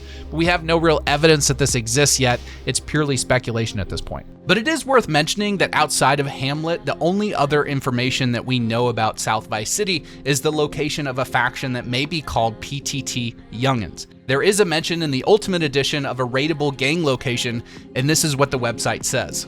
Gang compound, PTT Youngins illegal goods store. Raid the compound of one of Southside Vice City's loudest and most socially active gangs and escape safely to score some special items and distinct contraband. Now, this is the first official mention of this faction, and although we don't know exactly where they'll be operating, we do know that the general location is going to be the South Vice City area, which could be West Perrine or even Hamlet. Now, before we leave the southern end of the map, it's worth talking about the airport. The Vice City International Airport is confirmed on the mapping project sitting just southwest of Hamlet, which makes sense because the real Miami International Airport sits in almost exactly that same location. Miami International is one of the busiest airports in the United States, handling over 52 million passengers a year. It's the primary hub for American Airlines and the main gateway for flights between the United States and Latin America and the Caribbean. And it could be our gateway to other places. Rockstar insiders did tell Jason Schreier back in 2022 that they were planning on expanding the map post-launch. Where they take us is anyone's guess, but we may need an airplane to get there. And one thing worth knowing, that iconic Miami International Airport sign that you've seen in dozens of movies and TV shows, it's actually not real. It's just a movie prop. The actual airport doesn't have a large roadside sign like that. Productions have been using versions of it for decades, and the general public largely accepted it as real because they've never had a reason to question it. I find it interesting that one of the screenshots we have is of that same sign, just redecorated in the Vice City branding. Airports in the GTA games have always been mission-critical locations for many situations, so let's hope they become even more meaningful in GTA 6. Okay, so before we dive in, I want to be very clear about something. Every location that we've covered in this series so far, Vice City, the Keys, Port Gelhorn, all of it, it came with a decent amount of confirmed material to work with, whether it was screenshots, trailer footage, or official information from the website. Now today's video is a little bit different. We're going to be looking at Leonard County, which is Rockstar's version of Broward County. We're also going to be looking at the Space Coast, the potential islands beyond Leonida, and a handful of small towns and locations buried in leaks. Now, some of what's coming is backed by solid evidence, and some of it is just a name on a single line of debug code. If it wasn't interesting, though, I wouldn't cover it. So let's get started. So there's a very important county sitting just north of Vicedale County. It's called Leonard County. If Vicedale is Rockstar's version of Miami-Dade, that puts Leonard County in the exact same spot Broward County occupies in real life, right above Miami. Now, in the first trailer, there's a gas station scene where a couple of patrol vehicles roll through the background. They're actually marked with the Leonard County Sheriff branding and have a green and white livery exactly like this shot of a Leonard County cruiser in the naked fat guy clip from trailer 1. Now, the Broward County Sheriff color scheme and design is almost identical to this. According to the GTA Wiki, this livery is inspired by the real-world Broward County Sheriff's Office. Now this, alongside the geographical location of the county, it just makes sense. So what do we actually know about Leonard County? Well, we know Leonard County exists, and it has at least one confirmed location inside of it, and we'll get to that in a minute. Everything else is kind of speculation based on what Broward County actually looks like in real life. And Broward County actually gives us a lot to work with. This is a county of almost 2 million people. Fort Lauderdale is actually the largest city in Broward County. It's known for its marinas and its cruise port that actually rivals the size of Miami's. Hollywood, Florida has a long beach boardwalk running right along the sand. Pompano Beach has fishing and dive shops. Dania Beach has a casino. The DNA of Broward County is highways, strip malls, gated communities, and mid-rise condos. It's a lot more residential than Miami. We'll come right back to that, but first I have a question. When's the last time you actually thought about who else might be sitting on the same Wi-Fi network as you? Whether you're sitting in an airport gate, a hotel lobby, a coffee shop, whatever, I bet it never crosses your mind, and it should. This video is sponsored by Viper VPN, which, by the way, is one of the most affordable VPN options on the market, starting at only $5 a month. For the cost of a fast food cheeseburger once a month, you can protect yourself from those that would want to steal your personal information and eventually cost you thousands of dollars. And the setup is really simple. You can use Apple Pay, Google Pay, or just go straight through their website. Once you're signed up, you can get connected in just a couple of taps. There's not a bunch of confusing technical stuff to mess with. It's basically made for those of us that don't have the time to dive deep into the weeds of cybersecurity, but we still want to stay protected when we're using public networks. Now, I've started using Viper VPN anytime I'm on a network that I don't control, and all it takes is a simple button tap. But if I happen to forget, it auto-detects new public Wi-Fi and switches on by itself, which is an amazing feature. And it works on all your favorite devices, from cell phones to tablets to even laptops. And server locations are spread out worldwide, so switching locations is super simple, and it means that I can still catch my shows when I'm out visiting family out of state, instead of running into those annoying geo-blocks. And most importantly, Viper VPN runs a strict no-log policy, meaning there's no record kept of what you're doing online, which is kind of the whole point. All of that for just $5 a month. Thanks again to Viper VPN for sponsoring this video. If you want to get protected for just $5 a month, use the link in the description. All right, let's get back to the video. But we don't actually know how much of this that Rockstar is going to give us. Right now, Leonard County is basically the tip of an iceberg. A couple of sheriff cars and what looks like a big shopping mall. Whether we get a proper slice of Fort Lauderdale's marina culture or Hollywood-style beach strip is still unknown at this point. But based on the pattern that Rockstar has already shown us in Vice City, I'd be shocked if Leonard County was empty. But back to the shopping mall that I mentioned a minute ago. Waning Sands actually shows up twice in the material that we have. Once on a highway sign and once on a mall's shopping sign that we see briefly in a shot from inside the car with Jason and Lucia as they flee a robbery in trailer 1. Now that mall is called Evergreen. And again, in that same shot are more Leonard County Sheriff vehicles flying past them as they drive away. This is actually how we know for certain that the mall sits inside Waning Sands, and Waning Sands sits inside Leonard County. Now, if we zoom into that pylon sign, you can actually pick out a few brands. Names like Ferruccio Tucci, Kowalski, Callis, Scala. These are fictional stand-ins, of course, for luxury and lifestyle brands, which tells us that Evergreen isn't just some discount strip mall in a poor neighborhood. To me, this looks more upscale suburban.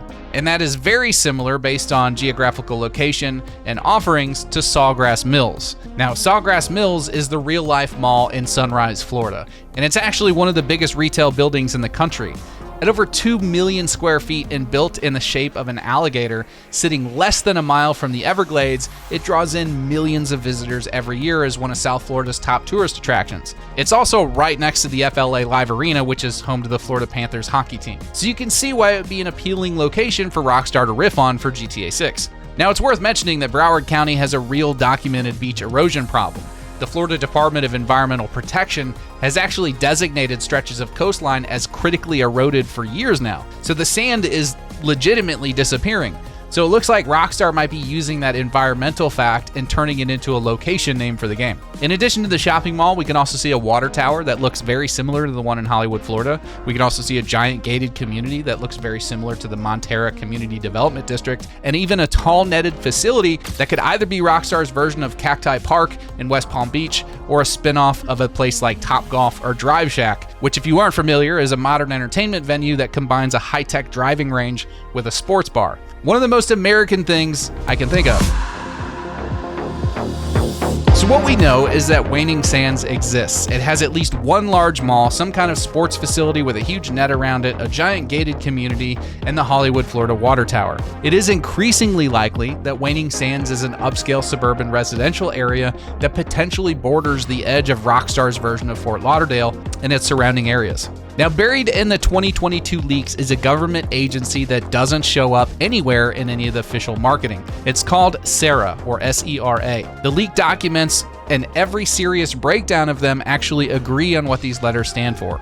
Space Exploration Research Agency. Now, to be clear, that expansion comes from the leak community, not from Rockstar directly, but it's consistent across every source that has dug into this so far, so treat it as a strong consensus rather than an official fact. But what actually convinced people that this is real and not just a throwaway name is actually the debug strings. Now, these are internal labels pulled straight from the leaked build, and they read things like Sarah failed space launch capsule, Sarah failed space launch debris, Sarah failed space launch fairing, and Sarah minivan. So where does something like that go on the map?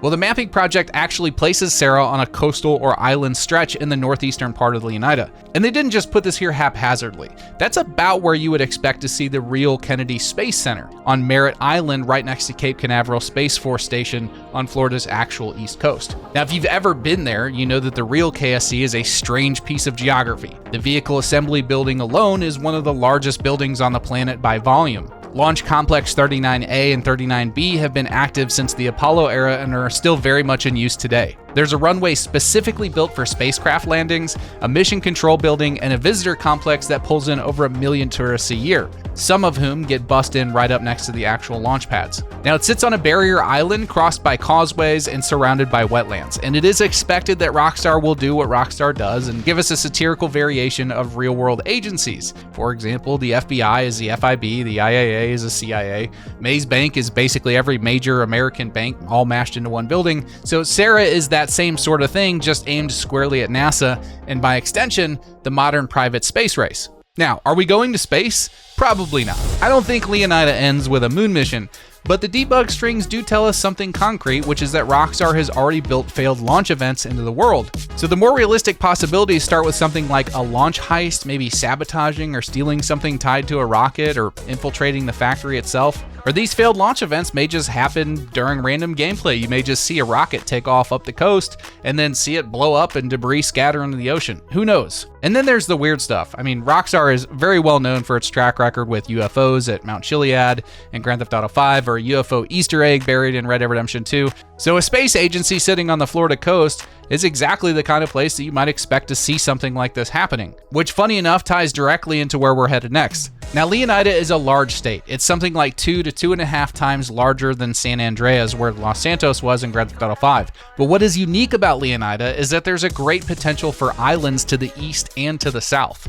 The Bahamas sit roughly 70 miles off the Florida coast, close enough that a private boat can cross it in less than a day, and Cuba sits about 90 miles from Key West, making it the closest foreign country to the continental United States that isn't already touching it, of course, like Canada or Mexico. Miami is a port city surrounded by both foreign and domestic islands, which makes it a great place for transporting narcotics into the United States, and it has been for years. During the height of the Medellin cartel operation, a trafficker named Carlos later actually took over a small Bahamian island called Norman's Cay and built a private airstrip there. The island was outfitted with guards and even equipped with radar, and they would fly cocaine in from Colombia that would then be transferred onto smaller planes and then slipped into the Everglades and Florida coastline under the radar. Back in 2022, reporting from Jason Schreier at Bloomberg and Steven Totillo of Axios showed that Grand Theft Auto 6's early phase was codenamed Project Americas, and it was built around 4 protagonists in 3 major cities, with plans to include South American locations alongside Vice City. Now, those ideas were later scaled back, of course, to the 2 protagonists and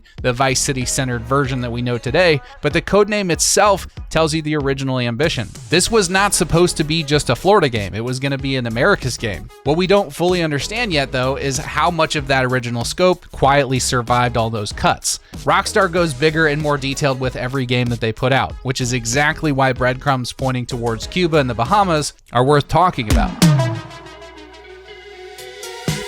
So let's start with Cuba because it has the most evidence to support it. Now, I've talked about this many times, but in one of the screenshots, we have Raul Batista standing on a boat with a cup behind him.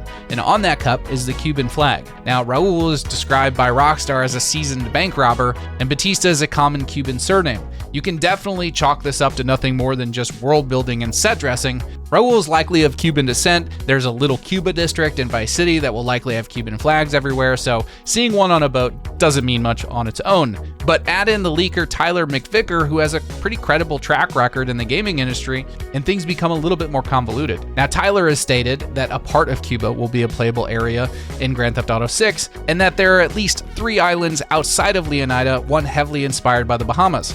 And we'll come back to that. But if Cuba does happen, Rockstar could include it in a number of ways, whether it's a prologue like North Yankton in Grand Theft Auto 5, a mission-locked map like Guarma in Red Dead Redemption 2, or even some kind of DLC like Cayo Perico in GTA Online. The Bahamas are, in my opinion, way more likely to appear, but we have less evidence to support that. For example, in the real world, you would have regular ferry and flight routes running every day between South Florida and Nassau. If Rockstar includes any offshore content beyond Cuba, the Bahamas are the obvious choice, in my opinion. Then there's the Bermuda Triangle. It's actually named directly in the 2022 leak documents. The real triangle is actually in between Bermuda, Miami, and Puerto Rico. Its most famous case is Flight 19, where 5 Navy torpedo bombers departed Fort Lauderdale in December of 1945 on a routine training run and then vanished, along with the rescue plane that was sent out to find them. 6 aircraft and 27 men went missing with no confirmed wreckage ever recovered. And since 1930, more than 300 planes and over 1,000 ships have reportedly gone missing or wrecked somewhere in that stretch of ocean. What Rockstar does with a direct reference to that name is unknown at this point. It could be a map boundary, some kind of effect triggered if you sail out too far. Could be a chain of Easter eggs tied to specific coordinates. Or it could just be in-game lore without a physical game location. It's really hard to say, but it is mentioned in the big leak from 2022. And then there's Gloriana, which is the most controversial location that we've covered so far in all of these location videos. But even still, a lot of people are thinking that we may get a second state at some point. There are several license plates between the screenshots and the trailer footage that allude to a state called Gloriana. Between the design, the embossed lettering, the color palette, all of it feels like a direct riff on Georgia's real plates. According to the deep dark corners of Reddit, Rockstar had even set up a visit to Gloriana landing page that redirected back to their own site. Now, I've since tried doing this myself and just got a DNS error saying that this site doesn't exist, but the main argument really comes down to whether or not Leonida is connected to another landmass or bridge. Now, Rockstar loves their island-shaped maps, even if the lore says something different. So I guess we'll have to wait and see if Gloriana is anything more than just a world-building tool to make you feel like Leonida is bigger than it is. Again, we don't know. These are all possible, however likely or unlikely, and that's a separate argument to be had. But if I was to bet on it, I would say that of all the possible locations we've discussed in this segment, the Bahamas have the best shot of being included in the game. We'll see. So everything we've covered so far, from Leonard County and the Space Coast to all of the offshore stuff, a lot of it comes with at least some visual confirmation, whether that's a trailer shot, a screenshot, a license plate, something. This next batch is a little different. These are the names that exist almost entirely in the leaked debug data from the huge leak back in 2022. These are locations like Sundown, Copperhead, Lake Leonida, Seaview, St. Joseph, Red Hill, and Yorktown. I'm willing to bet that you've maybe not heard of some of these. Now, some of these locations could end up being full towns with their own missions and NPCs, the same way that Stockyard or Hamlet turned out to be real places once we got more footage. Others might just be a road sign and nothing else.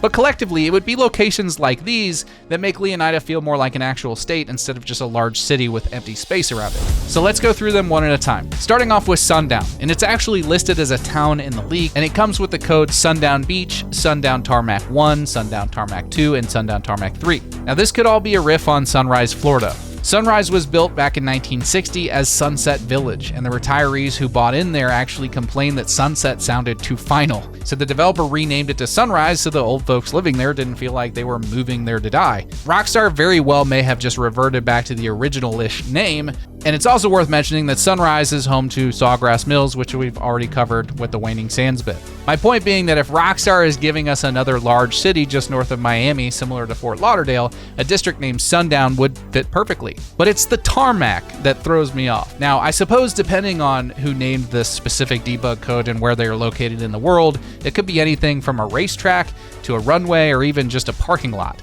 So in that sense, it could literally be anywhere or anything. But the mapping community seems to think that Sundown may actually be Rockstar playing with the racial history of Daytona. If you weren't familiar, the term Sundown Town has a real dark history in American culture. A sundown town was the community that actually used signage, intimidation, or even violence to keep Black Americans and other minorities from remaining in that town after dark. And these existed by the thousands across the country, including documented examples in Florida. Now, I have no way of knowing whether Rockstar is intentionally invoking that history or just building a wordplay off of Sunrise, so I'm not going to pretend I know which one it is. I just think it's worth mentioning in the event that the mapping community is indeed correct. Next up, we have Copperhead. Now, this one has almost nothing attached to it beyond the name itself sitting on the leaked location list with the tag Car Hangout at Copperhead. So we're working pretty much off of vibes here, but in the United States, a copperhead is a venomous snake found throughout the eastern half of the country, common in exactly the kind of swampy wooded interior that Florida is full of. There's also a real ghost town called Rattlesnake in the Tampa area. It was founded back in 1930 by a man who ran a rattlesnake canning operation there. He was eventually killed by one of his own snakes, which is about as Florida as a story can get. So if Copperhead follows that naming logic, I can picture a backwoods abandoned town in Leonida. We simply don't have much to work with yet.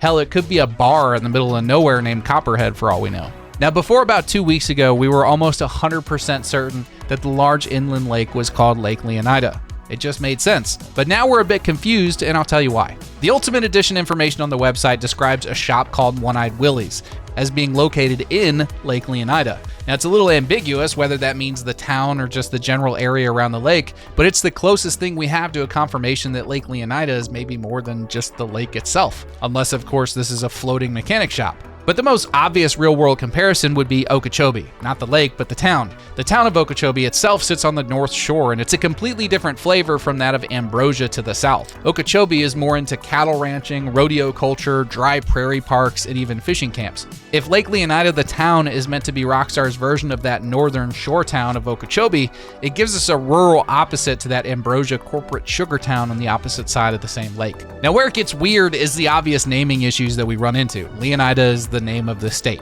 Until recently, Lake Leonida was assumed to be the lake in Leonida. But now, with Rockstar telling us there's a mechanic shop in Lake Leonida, maybe that's the name of the town and we don't know yet the name of the lake. My head hurts thinking about this.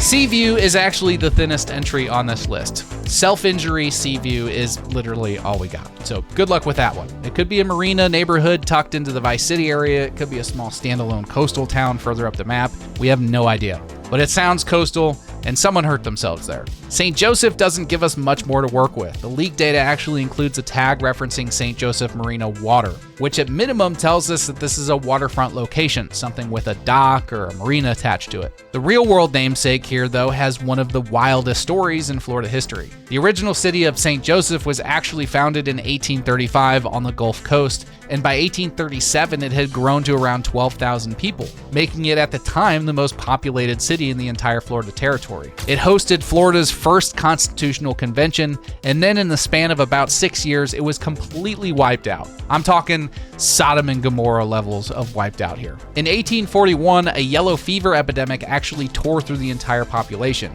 Then, a fire actually followed shortly after, and then a hurricane in the mid-1840s sent a storm surge through whatever was left. A newspaper at the time actually wrote that the hurricane had finished what the plague had started and buried the city beneath the sand. Today's Port St. Joe was rebuilt a few miles north of the original site, and the old St. Joseph Cemetery is basically all that physically remains of St. Joseph. Now, it could be that Rockstar wanted to include St. Joseph in the game, but hadn't assigned a name yet for the debug code, but that's just a big fat guess. Red Hill is one of the stronger entries here, mainly because it shows up twice. Now, it's plausible that Rockstar is basing this on the Red Hills region in Florida, which is a stretch of land between Tallahassee and Thomasville, Georgia. It's actually a bit unusual terrain for this part of the country, with rolling hills and pine forests all sitting at an elevation that doesn't really exist anywhere else in Florida. It's also plantation country, home to some of the largest remaining undeveloped historic estates in the United States. Many still run as private hunting clubs, and every year, the Red Hills Horse Trials brings in tens of thousands of spectators for an Olympic qualifying equestrian event held across old plantation grounds. So if Red Hill and Red Hill Forest are drawing from that region, this could be Leonida's version of old money and horse culture. Now, we've speculated for a while now that horses will likely be included in GTA 6. If you want to hear more about my thoughts on that, I recommend watching the Mount Calaga and Ambrosia videos that I did in this series a little while back. But Florida is absolutely known for its horse culture, especially northern Florida. Last one is Yorktown, and this is actually one of the more solidly evidenced names on the whole list because it doesn't just show up in debug code. It shows up as an actual road sign and leaked footage at a gas station. The GTA wiki says that Yorktown is presumed to sit on the other side of that bridge across from Port Gelhorn. We don't know exactly how far, but it is on the other side of that bridge. But I tend to think that Yorktown is probably a military base, similar to Fort Zancudo in Grand Theft Auto 5. If you'd like to check that out, you should definitely watch the Port Gelhorn video for more details on that. But all these locations that we have names for and nothing else are all derived from a 4-year-old leak. A leak that could not possibly have covered everything that Rockstar is working on for Grand Theft Auto 6, and that's what excites me. I imagine as we get closer to launch and see more of this game, this series will likely need to be updated. But that about does it for everything that we know or can infer about Leonida and the surrounding area. So if you've enjoyed this series, please like the video and be sure to subscribe. We're about to go really deep into patent technology and gameplay mechanics in the next series, so definitely be sure to subscribe if you're interested in that, and I'll catch you guys on the next video. From dusk till dawn, I turn my speakers on. Why they wanna play with the king? I told them meet LeBron. There's darkness in my city, wrong moves, and you won't see the sun. They be talking loud, but never been where the creatures hunt and bleed for this dream. So why your eyes